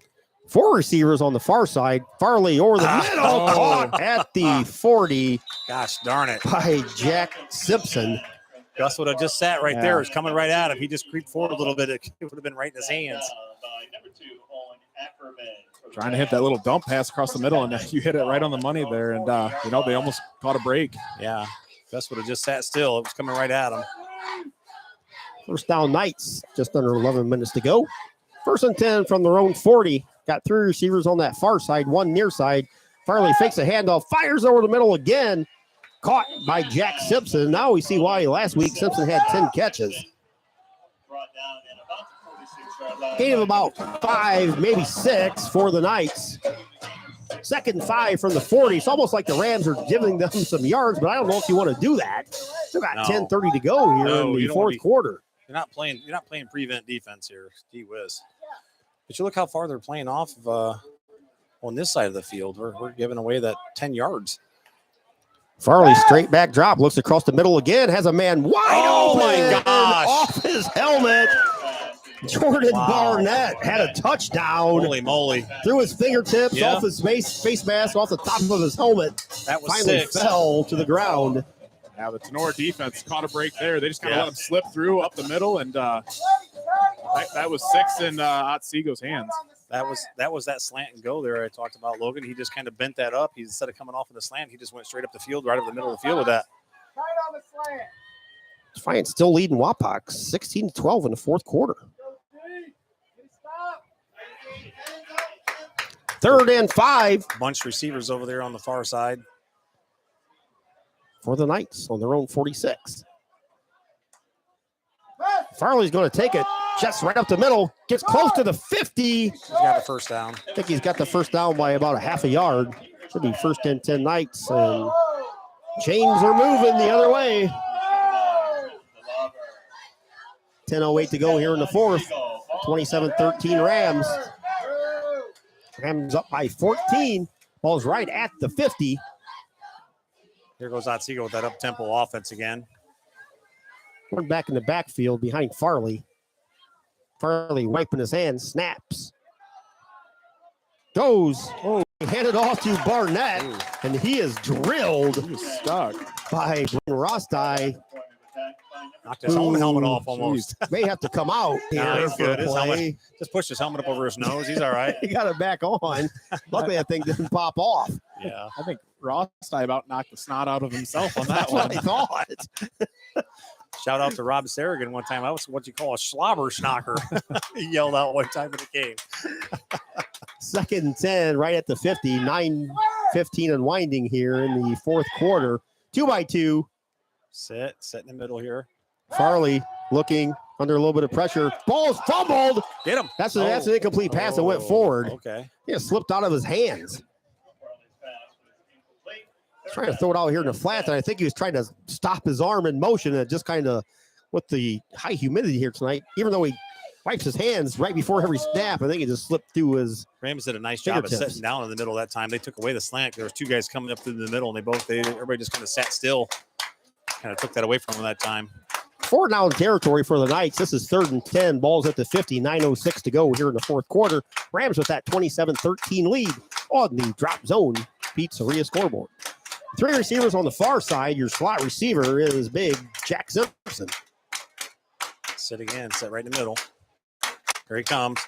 Farley going to hand the ball off to Barnett up the middle. Rams defense snuffed that out. Gain of about 3. Hey, only 2 actually. Yeah. 4th down. That's Big decision making for Otsego. call there. Right? Maybe they thought they saw something, but I think they're going to go for Want to it. kick the ball deep and hopefully pin the Rams. Then I don't know, though. You haven't been able to stop the Rams much, so I don't know if I give the ball back to the Rams at this point. You're going to have to go for this, I would think. The Knights offense is staying out on the field. Wait a minute. Oh, I was going to say. 4th and 9 from the Tinora 49. 3 receivers far side, 1 near. I think you got to keep eyes on number 6, Jake Simpson here. Right in the middle. Farley looking under pressure. Is going to tuck it, try to run. Now he throws it deep. Caught at the 30 by the Knights. Owen Ackerman was right in front of him and just lost the ball. Jack Simpson. I don't think that was Simpson, was No, it? that wasn't It was Simpson. Owen Simpson was- Atkinson. Simpson was on the other side. Atkinson with the catch. Farley just put that ball right over the defensive back from Tenora's head, and Yeah. Atkinson went up and got the ball, and a huge first down here for the Knights. Like I said, Ackerman was there. He just kind of got turned around. When the ball got turned around, and couldn't find it. 1st and 10 as we hit the 8-minute mark. Farley fakes it. He's going to keep it. 25-20. Gain of about 9, and Farley is down. Lineman trying to pick him up, but he got his. He's got to come off. They blew the whistle. They Yeah, blew the play got dead. his helmet and shoulder and neck driven into the turf there. They stopped the clock, so he's got to come off the field. The clock is not moving. Why is the clock stopped? They stopped the clock when he got hurt. 2nd and a long 2 for the Knights on the Tinora 20-yard line. Shotgun formation. He fires out here. Ball's caught out in the flat. A first down reception. This in row, I believe. Nope. Kenton Wallace on the catch. Osweiler on the tackle. 7:25 to go. 27-13 Rams. 1st and 10. This is kind of playing in the Rams' favor, making them take a little bit of time to score here. Ball's at the Tinora 19. 3 receivers on the far side, 1 near side. Farley has a back to his left. Set in the middle here. Takes it, rolls to the far side. Flag on the play. Farley fires it deep in the corner of the end zone through the hands of Kenton Wallace. Incomplete. We'll see what the flag is. I believe that's a hold all the way. Mature signal is holding on the Otsego Knights, which will march them back 10 yards. This fellow here in front of us is going to need a nap when he gets home. He's been hollering the whole game. I know, I got to be careful. I keep stepping forward. I think the chat's disabled so nobody can holler at us. So the way that works, guys, is the penalty now goes back to the line of scrimmage, so it's going to be back to 1st and 20. New here in 2023. Didn't catch the ball anyway, so. 1st and 20 from the 29, 7:17 to go here in quarter number 4. Simpson comes near side. He's a lone receiver out here. 3 receivers far side. Here comes some help. Oh, somebody rushing in here, Hutton, to join him. Farley, empty backfield. Set in the middle. Takes a handoff, throws it out there on the first side. Caught by Wallace. Minimal gain on the play. Clock runs close to the 7-minute mark. Cooper Farrell on the tackle for the Tinora defense. 2nd and 18 from the Tinora 27-yard line. Rams up by 14. I see a few of the Rams look like they're getting winded, guys. They got to dig deep here. 3 timeouts for Tinora, 2 for the Knights. 3-2. Farley under pressure, going to tuck and run, but Rams defense says, you're not going anywhere, Mr. Farley.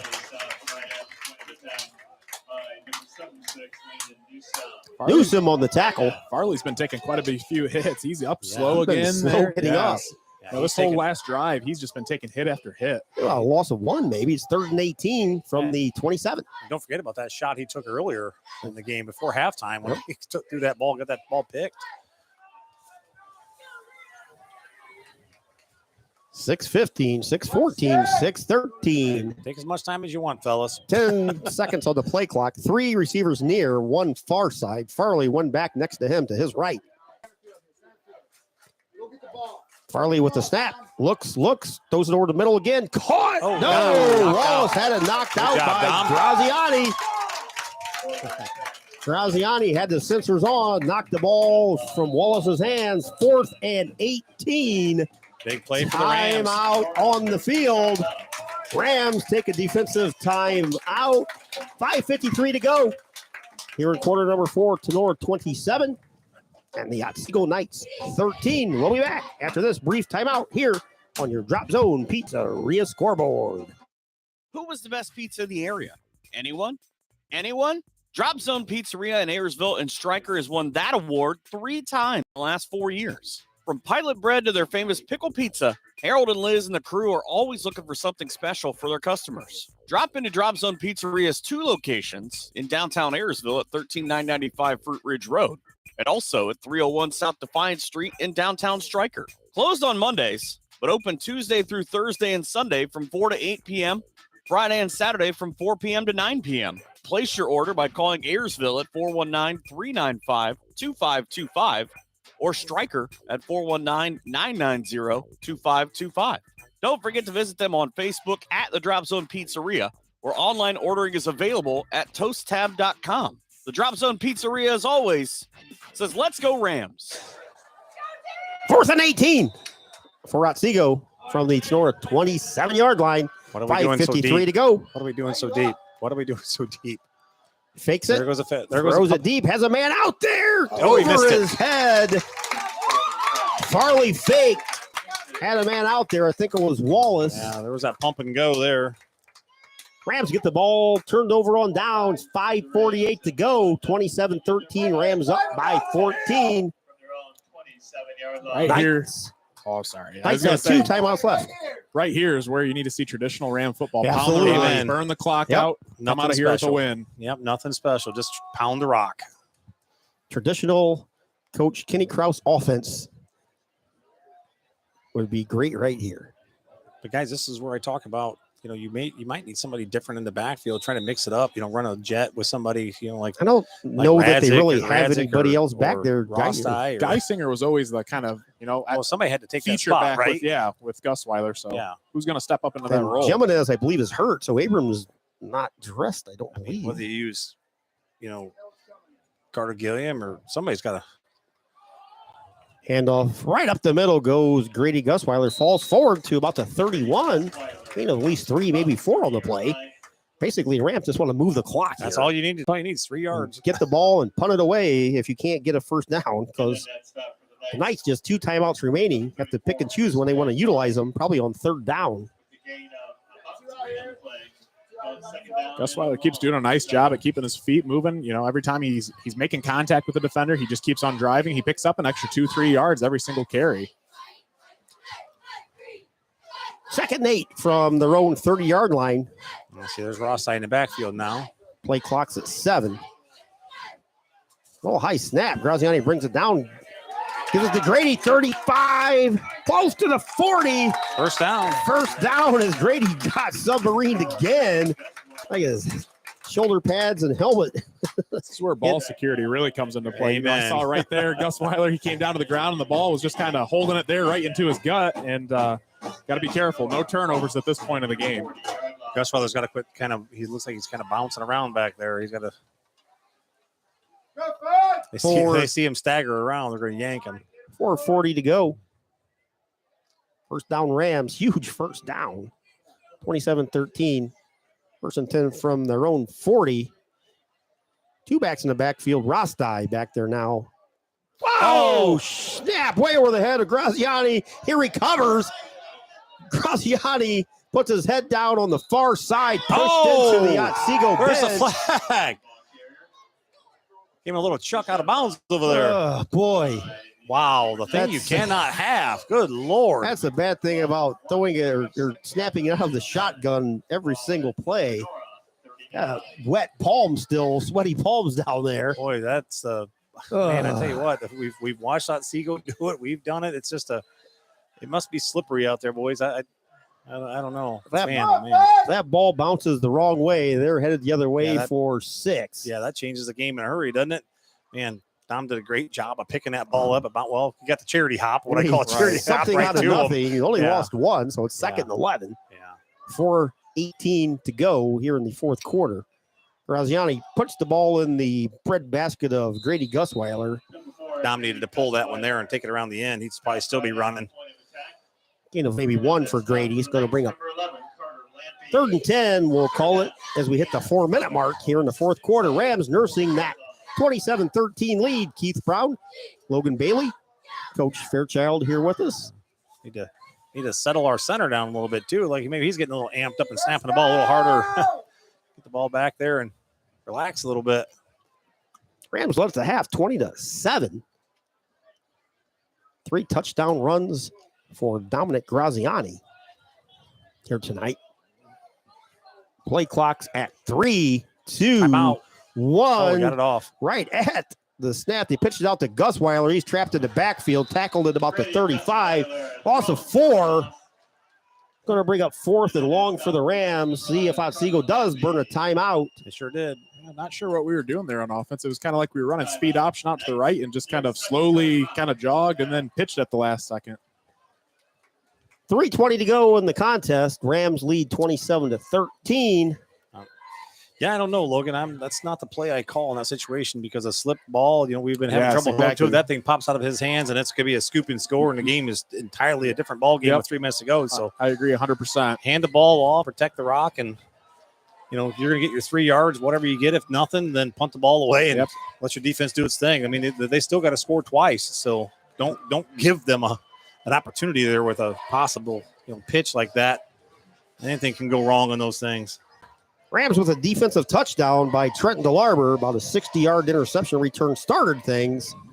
And those 3 touchdown runs by Dominic Graziani have given the Rams this 27-13 lead at the 3:20 mark here in quarter number 4. Here comes a fan with a slushie. Finally seen somebody over here with a slushie. Yeah, we need to get a hold of Jake. We need one of these slushy trailers over there at Tinora. It's great on a night like this. Yeah. But when it's 52 degrees, probably not so great. Yeah. Hey, Logan, we talked earlier about how Jacob's got to get rid of this ball a lot faster. Right. And this is they're going to be coming after this. You know that. Yep, exactly. This So is he's got to be. They're going to bring the house with things on the line. This could make a huge difference if they get the ball on their half of the field. Bishop. Toes are at the 20. Otsego's bringing the house. Good snap. Bishop. Whoa! What are we doing? Partially blocked. Hits at the 40. Ricochets into the Otsego bench. Kind of looked like one of those Australian rules kickers that you see. That's what we talked about, Tony. Otsego had the whole left side of the field, and they were coming for the punt, and just took a little too long and ran right into it. Wow. I think if he just would have kicked it, he had time to get it away. Yeah, just kick it. Took a couple extra steps, which actually brought the defense closer, which was a And then it gives them a short field. I mean, if you get that ball out, get it 20 yards. I mean, that's just what I was talking about. You don't get the ball panic before you need to panic, guys. Coach kind of panicked there a little bit. Don't let him block it instead of just letting him do his thing and letting everybody block. 3:13 to go. Otsego set up great. 1st and 10 from the Tinora 39, trailing by 14. Farley throws it out there in the flat, wide open. all the way down to about the Tinora 20-yard line. Jordan Barnett with the catch. 3:08 to go here in the fourth quarter. Plenty of time for the Knights. Tinora gave him a little inch, and Otsego's trying to take that inch a mile right now. Ball's at the 20, 1st and 10. Knights on the far side hash. Farley throws it out there on the far side again. Ball's caught, tackled out of bounds. You want to try to, guys. Make sure you tackle them inbounds. Not that you had a choice, but gain of 5. Rostai on the tackle over on the far side. 3:02. Clock is stopped at the Tinora 15-yard line. Otsego with a 2nd and 5. Two receivers near side. Now 3. Step in, Grady. Farley claps. Here it is. Takes the handoff. He's going to tuck went it there. and run. Now he throws it back. I don't know. Kind of something you see on the final play of the game here. Otsego throwing the ball all over Why is the the place. clock? Oh, they get a first down out of that? I was gonna say, why is the clock stopped? And the clock should be running right now. 3 laterals on They that reset play. the plat. They reset it. The clock. Home field advantage on the clock, operator. 2:45 and counting. 1st and goal for the Knights. Farley hands it off straight up the middle. Goes Barnett. That's good for us, guys. Let them run the ball up the middle. Yeah, the Knights with just one timeout. One timeout left. Down 2 scores. The clock running is our friend right now. Gain just 2. 2nd goal from the Tinora 8. It's 27-13. Rams still with a 2-touchdown lead. Knights, however, knocking on the door. Farley straight back drop. Looking. Fires out there in the flat. Off the fingertips of Atkinson. Just a little bit below and behind Atkinson. Otherwise, that was a walk-in for 6. Yeah, I believe so. He was cutting across the middle there. Got in front of Grady Gusweiler a little bit. But pass was behind, like you said. Clock's down to 2:09. 3rd and 8 They're looking for that slant. from the 8. Just not there. We've been taking it away. So Radzik over on the sidelines again for Tinora. Farley looks, throws it over the middle, incomplete. Flag comes in from the back. oh, no way. That's going to There was no result. pass interference on that. I Oh, my don't gosh. know if that's a first down. Yeah, it's an automatic first down. I believe they're calling pass interference. Ooh, that's a tough penalty there. That's a tough penalty there in that play. I didn't see anything that would have resulted in pass interference. Man, oh, man. Play clock down to 2:05. Just a bad pass. He bailed the quarterback out for throwing a bad pass. 1st and 10 from the Tinora 4 for the Otsego Knights. Here we might see run the rock right up the middle. A huge Yeah. personnel change. That's what they've been doing, right? Farley's under center, 3 backs behind him. Gives it to the last back. Barnett tackled No, he didn't make it. at about the 3. Just short. That's perfect. That's perfect. So all you need to do is make that tackle. Run the clock.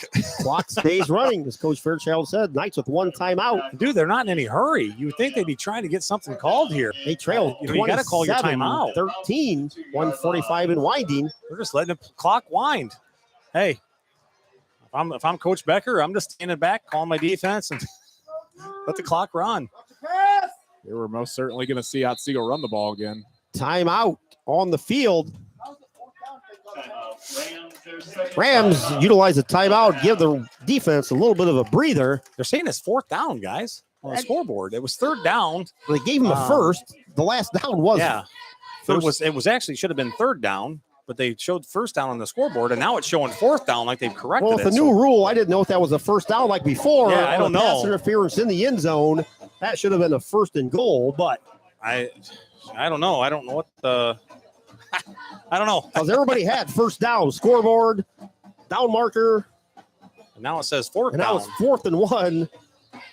and the down marker says 4th down now. So The ball says it's on the 1, but it's more like it's on the 2, maybe. So it's 27-13, Tinora, 1:33 to go. That's what we know for sure. yeah, 1:33 to go. Says 4th and 1. Deersville with a 42-26 win, I believe. She'll run down scores on our post game. check out Defiance if we have a split second here.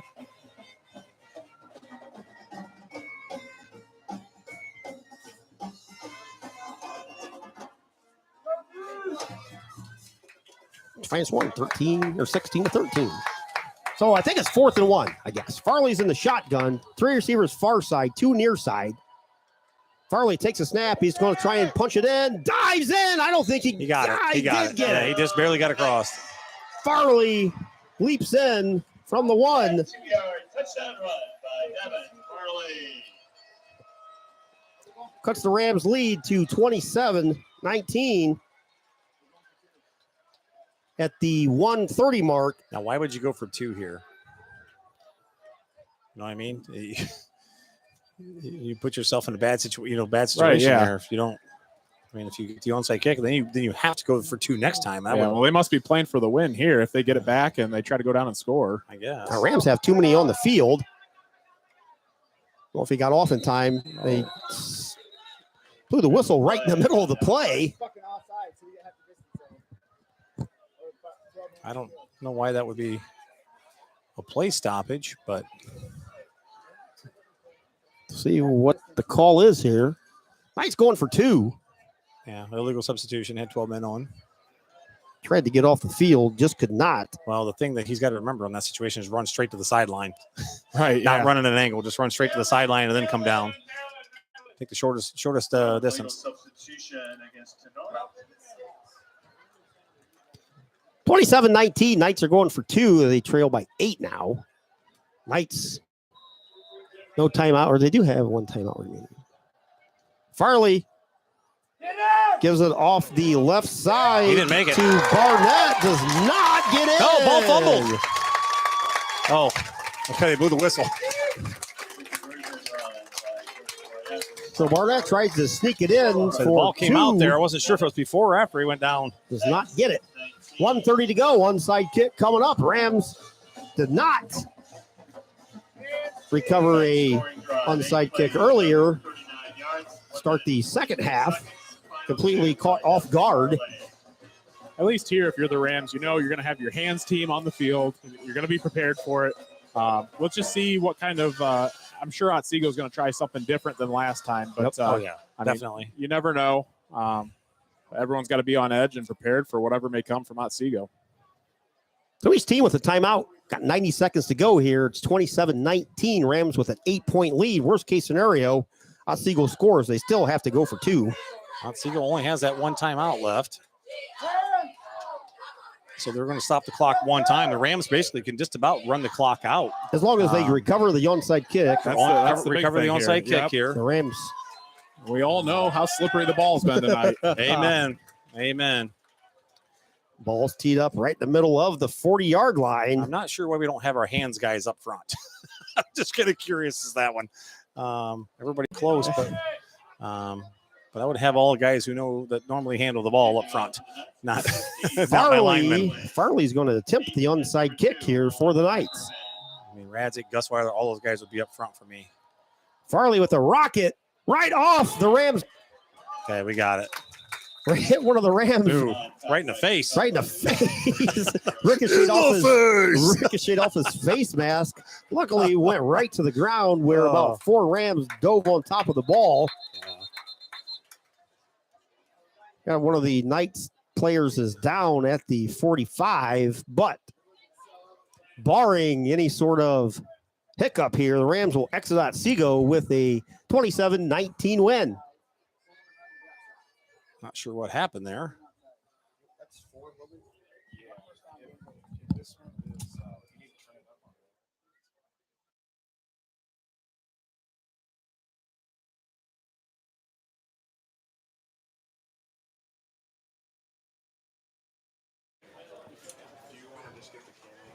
$27-19, 1:30 to go.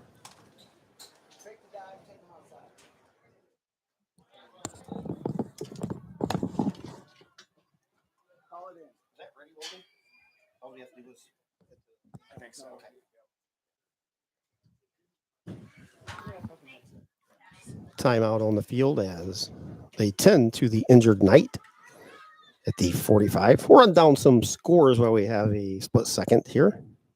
Logan's going to race down and try to get some post-game interviews.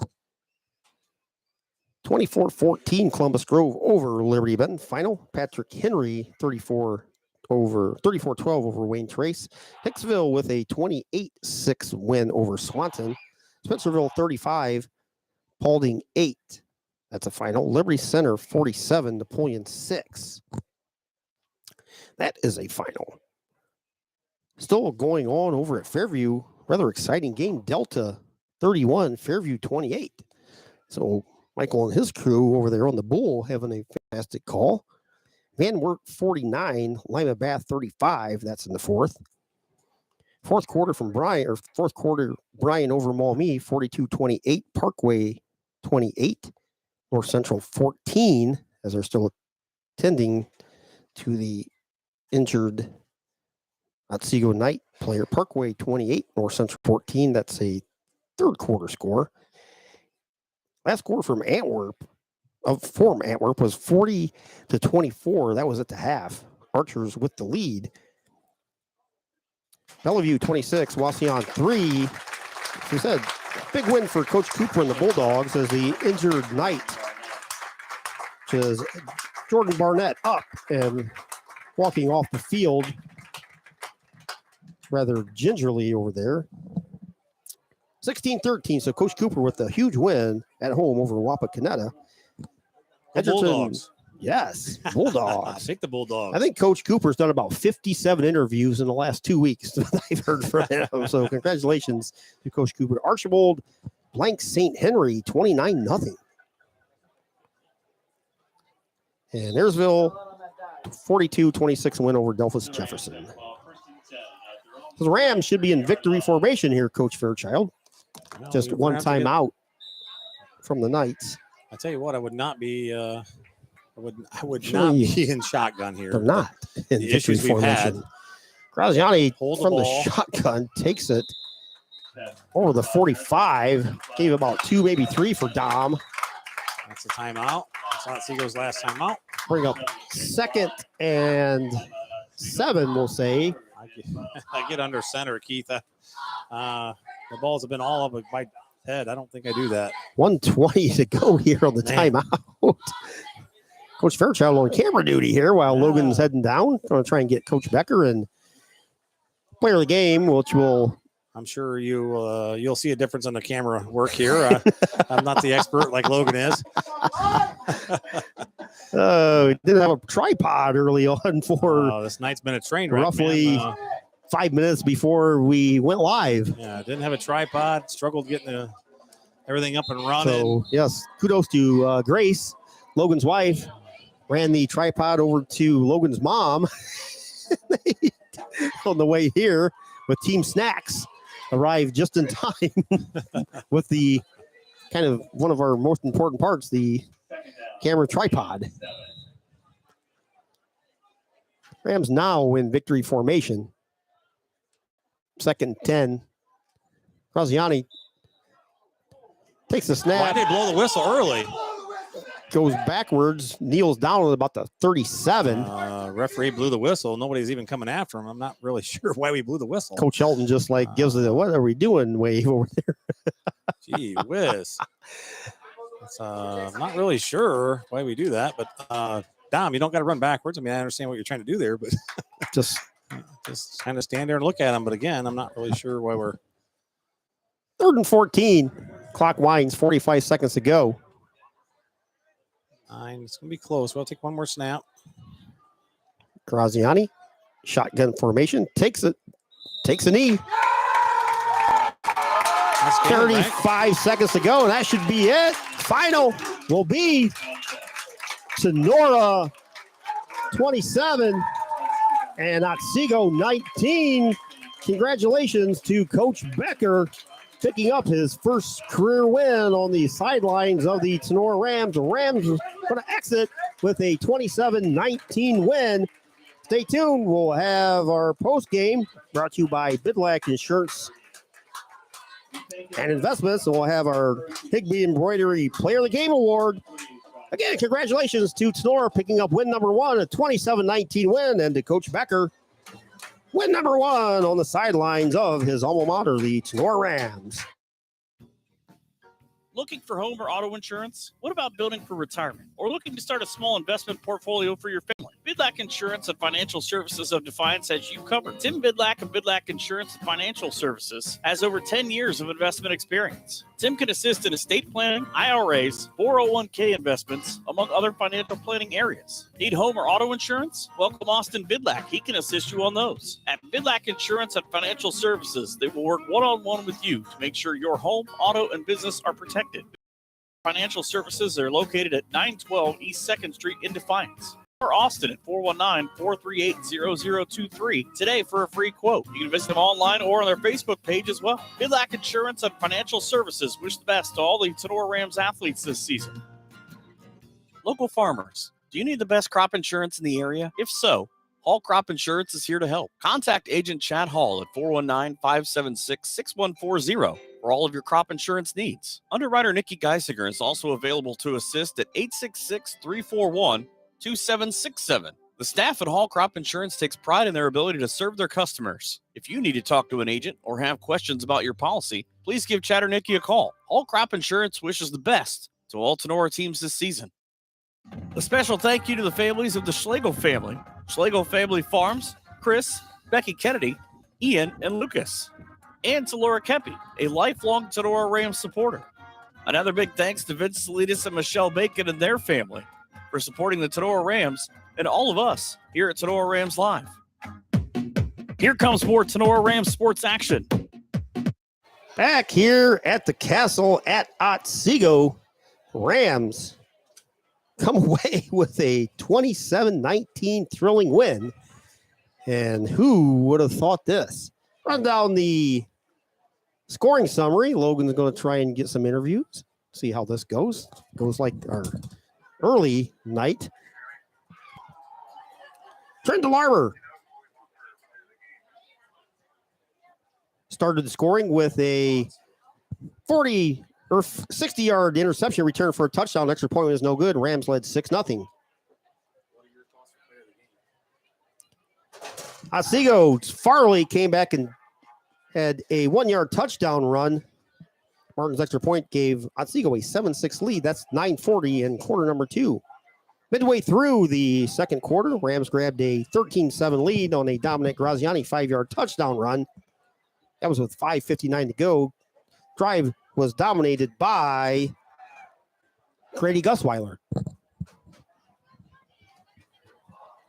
Right before the half, Dominic Graziani facing a 3rd and 5, raced 35 yards for a touchdown with 1:11 to go in the half. Extra point by Bishop gave Rams a 20-7 lead.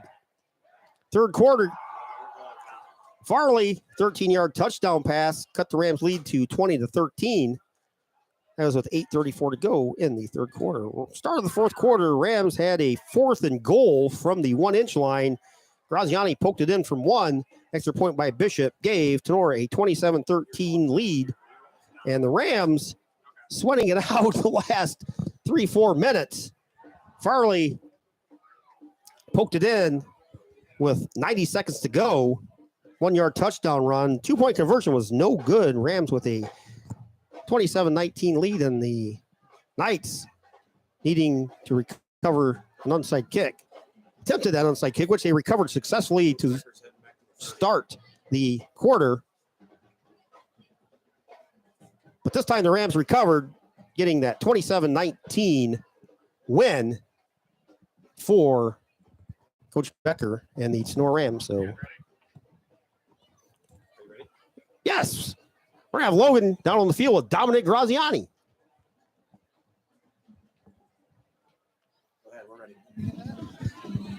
Player of the game, Dominic Graziani. All right, we got Dominic Graziani here, quarterback for Tinora Rams. He's our Higby Embroidery player of the game. You know, heck of a performance. You had 3 rushing touchdowns, I believe, on the game. Really nice job. What are your thoughts on your performance tonight, and what kind of led you to make those big plays? You know, it was my offensive line. They really stepped up, had some good downfield blocking. I mean, that's really all I can ask for.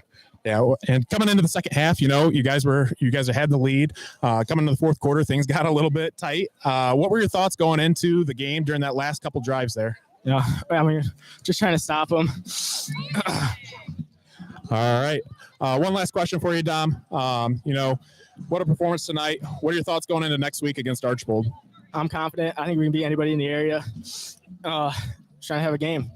All right. I appreciate it. That's your Higbee Embroidery player of the game, and Dominic Graziani. Congratulations.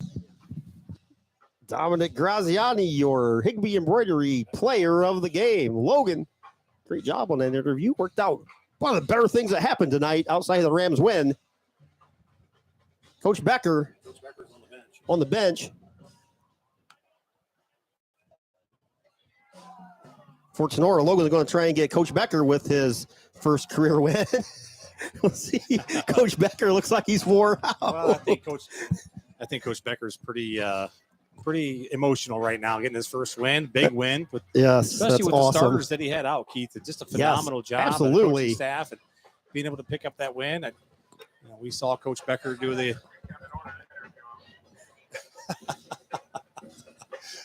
Coach Becker's going to decline the interview right now. Yes. I don't blame him. Fantastic to see Coach Becker, alumni of Tinora, getting his first win. So Logan's going to make his way back up here. Great job. Our Higbee Embroidery player of the game is Dominic Graziani. And Coach Becker, anything like us up here, definitely is spent. Coach Becker gives us a thumbs up here. So great job by Logan. It's one of those things, Keith. We went during the podcast, we all picked against them, and I know that was probably put up in their locker room. Like, hey, look at these guys. None of them have faith in us, but that's absolutely 100% not the truth. We always have faith in the Rams, and just unfortunately with the injuries is basically what we all stated during the podcast is with the injuries that the Rams were coming in with, we just thought it was going to be difficult. But I tell you what, they stepped up, played an awesome game. Well, I'm back up here. Logan's back up here. Great interview with Dom. Yeah, I was actually a little nervous because I didn't know how things were going to go, trying to figure things out. So we're great, actually. Yeah, that was awesome. Good. That's why I said that's one of the better things that happened tonight was our interview with Dom. It actually went smooth. Yeah, so Dom had a heck of a performance, and it was good to talk to him. He's just a good kid overall. Yep, absolutely. And, maybe next week we'll pick Tinora on the podcast, and we'll get to interview Coach Becker. Then, Coach Becker said no. Yeah, he said if I would have picked him, he said he would have let me. But nonetheless, I congratulated him. That's a big first win for Coach Becker. First as a head coach of his career, so I'm sure the first of many. So that's awesome for him. Yeah, so congratulations to Coach Becker. Like I said, we don't pick against him. We don't pick against him because we don't have faith in him. Just we all felt the same way there. With the injuries that the Rams are coming into this game with, losing three big starters, not just starters, three big starters. Yep. But boy, what a step up by the other people on the Rams, offensive line, Alex Holmeyer and Landon Newsom, the crew. They all played phenomenal. To be honest. Coach Becker looks like me down there last Saturday at work. After yeah, Coach Becker's so. I went up and grabbed his shoulders, and he's probably sweatier than I am up here in this booth. So he is just physically and emotionally drained, yep. I believe. Yep. So yeah, but again, congratulations to Eric, and we wish the best for the Rams as always. Guys, I tell you, that was a very hard-fought game. The Rams came out to play; they were laying the wood. They put some smacks on some people, and just very impressed with the mentality that they came out with, and just how everybody stepped up. That's a quality Otsego Knights football team too. Yes. They have athletes all over the field. Their offensive line, defensive line are big kids, and we saw that quarterback Farley. He's made plays all night. So kudos to Tinora Rams coaching staff. They came out, they had their struggles during the game, but they persevered and they held on to things in the second half, which is where it matters. Kind of that typical Tinora Ram defense that we saw a lot last year, that bend, don't break. We bend a lot, and was able to make a stop when it counted, at times. So again, just a phenomenal performance. Yeah, if it takes us to pick against the Rams and they use this motivation, hey, more power to them. I'll pick against them every week if that's the right, case. Yeah. Oh, that's great. But man, I tell you what, that's funny. You had to pick this at an interview. That's cool. It was funny. I walked out there on the field. The first thing is he saw me out the corner of his eye. He says, "No, you did not pick me. I'm not doing the interview." So we'll see. That's awesome. We'll get him one of these. I think he saw you coming, Logan. He was running around the crowd of people the opposite side of you. That's why I told you I kind of radio down to you. Hey, he's over 30 heading to the bench. Yeah, that's all right. I've known Eric for a long time, so we've got a good relationship. Yeah, that's Eric's the first coach I coached with when I started coaching football, 5th and 6th grade. So Yeah, it's good to see him get his first win. And Yep, like you guys said, absolutely. probably first of many. Big teddy bear, Coach Becker. Yeah. All the kids love him from all the way from Little League all the way through high school. So Do we have any stats yet? What we ended up with? stats. Let's see what we got here. Was it Dom had 3 rushing touchdowns? Dom did have 3 rushing touchdowns. They did not have any stats from Sean and Kirsty, but if you read our post-game article brought to you by Clubhouse Pizza, and they will have all those stats available for you, or if before we leave tonight we get them, we'll run them through. But thanks to you guys for watching and listening. Thanks to all our sponsors, Fairchild Family Chiropractic in Defiance, Dr. Logan, Dr. AJ, and Dr. Kayla in Iowa, which is why we got no graphics tonight. And a very bad setup. Optimal Performance and Fitness. Thank you, Jake Rubio, Clubhouse Pizza and A. Batten Stevens for the fantastic video. As always, Logan on the camera. Tinora Rams Athletic Boosters. And make sure you stop by and get that raffle ticket for the Humane Society. You got a chance to win that nice GMC pickup out there. Sierra truck. Yeah. Or $50,000 Or cash. $50,000 cash. Absolutely. Wooden Indian Pawn Shop in Defiance, Bidlack Insurance and Financial Services, Cut and Polish Hair and Nail Salon, Weber Bookkeeping, Hall Crop Insurance, Signs Excavating, Higbee Embroidery, Drop Zone Pizzeria, Wiener Hill, Weber and Stanley, Oklahoma Tavern, Maumee Valley Title Agency, BSN Sports, Firestone Tavern, Mayfield Engineering, Postum Insurance and Investments, Northwest Ohio Sports. Great job by Logan as always on the podcast. We'll be looking forward to that this week for sure. Brothers Tacos Catering, Schlegel Farms. Thank you, Chris and Becky. Vince Salinas and Michelle Bacon, Laura Kepi. Mr. Kevin Weber of Weber Materials, Prosperity Painting, new sponsor. And thank you as always to Michael Hearn, who does our commercials. Final thoughts, guys, looking next week to Archibald. Boy, they got a tough contest coming again next week. We talked about the Rams coming out of this, 0-3 is a very good possibility. Just kind of like last year, we talked about it, and they ended up coming out, 2-1. I guess I don't know. I mean, they played very well tonight. I mean, they're going to face a very good Archibald team, and I'll have to do some thinking and some little more research before we do our picks for next week. But I tell you what, the Rams play like they did tonight. You never know. Yeah. Archibald with a 29-0 win over St. Henry. Wow. And personally, I'm excited. I know I really liked what I saw out of the kids tonight. They fought every bit of the way. They had some things that didn't go their way, and they responded well. And I really liked what we saw out of the Tinora Rams. Overall, again, we've common theme, and we kind of saw it over and over. And with their passing game, and in the second half, they hit Jacob Bishop for a reception, and they hit Carter Gilliam, both 2 critical plays that led to later on a score. So yeah, that Gilliam one was huge. Sean and Kirsty came through for a second half. Rams had 111 yards. They had 45 plays for 251 total yards, 181 rushing yards. Grady had 23 carries for 109 yards. Dom had 12 carries for 72. And mind you, Dom probably lost 20 yards on that final series over here.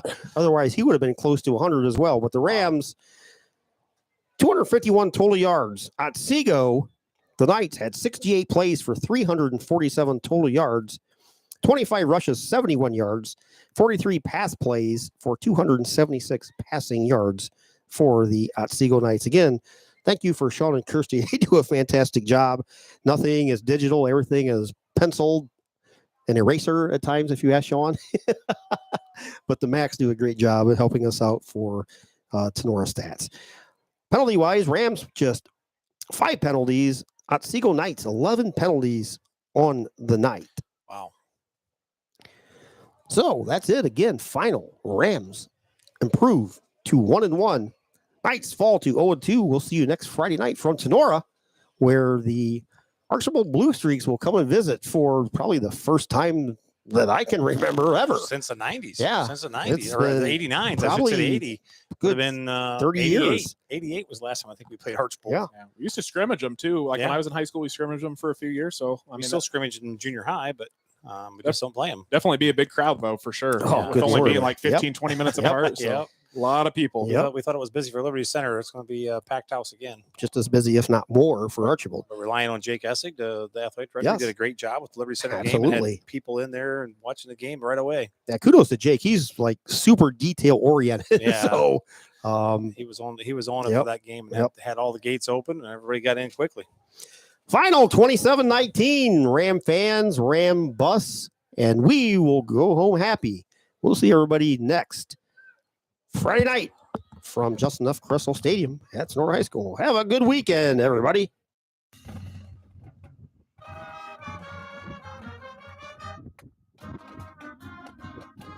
Thanks for listening to this exclusive presentation of Tinora Rams Sports. Be sure to tune in next time when we bring you more Rams action. And follow us online at TinoraRamsSportsAudio.com or on Twitter at Tinora Rams Audio.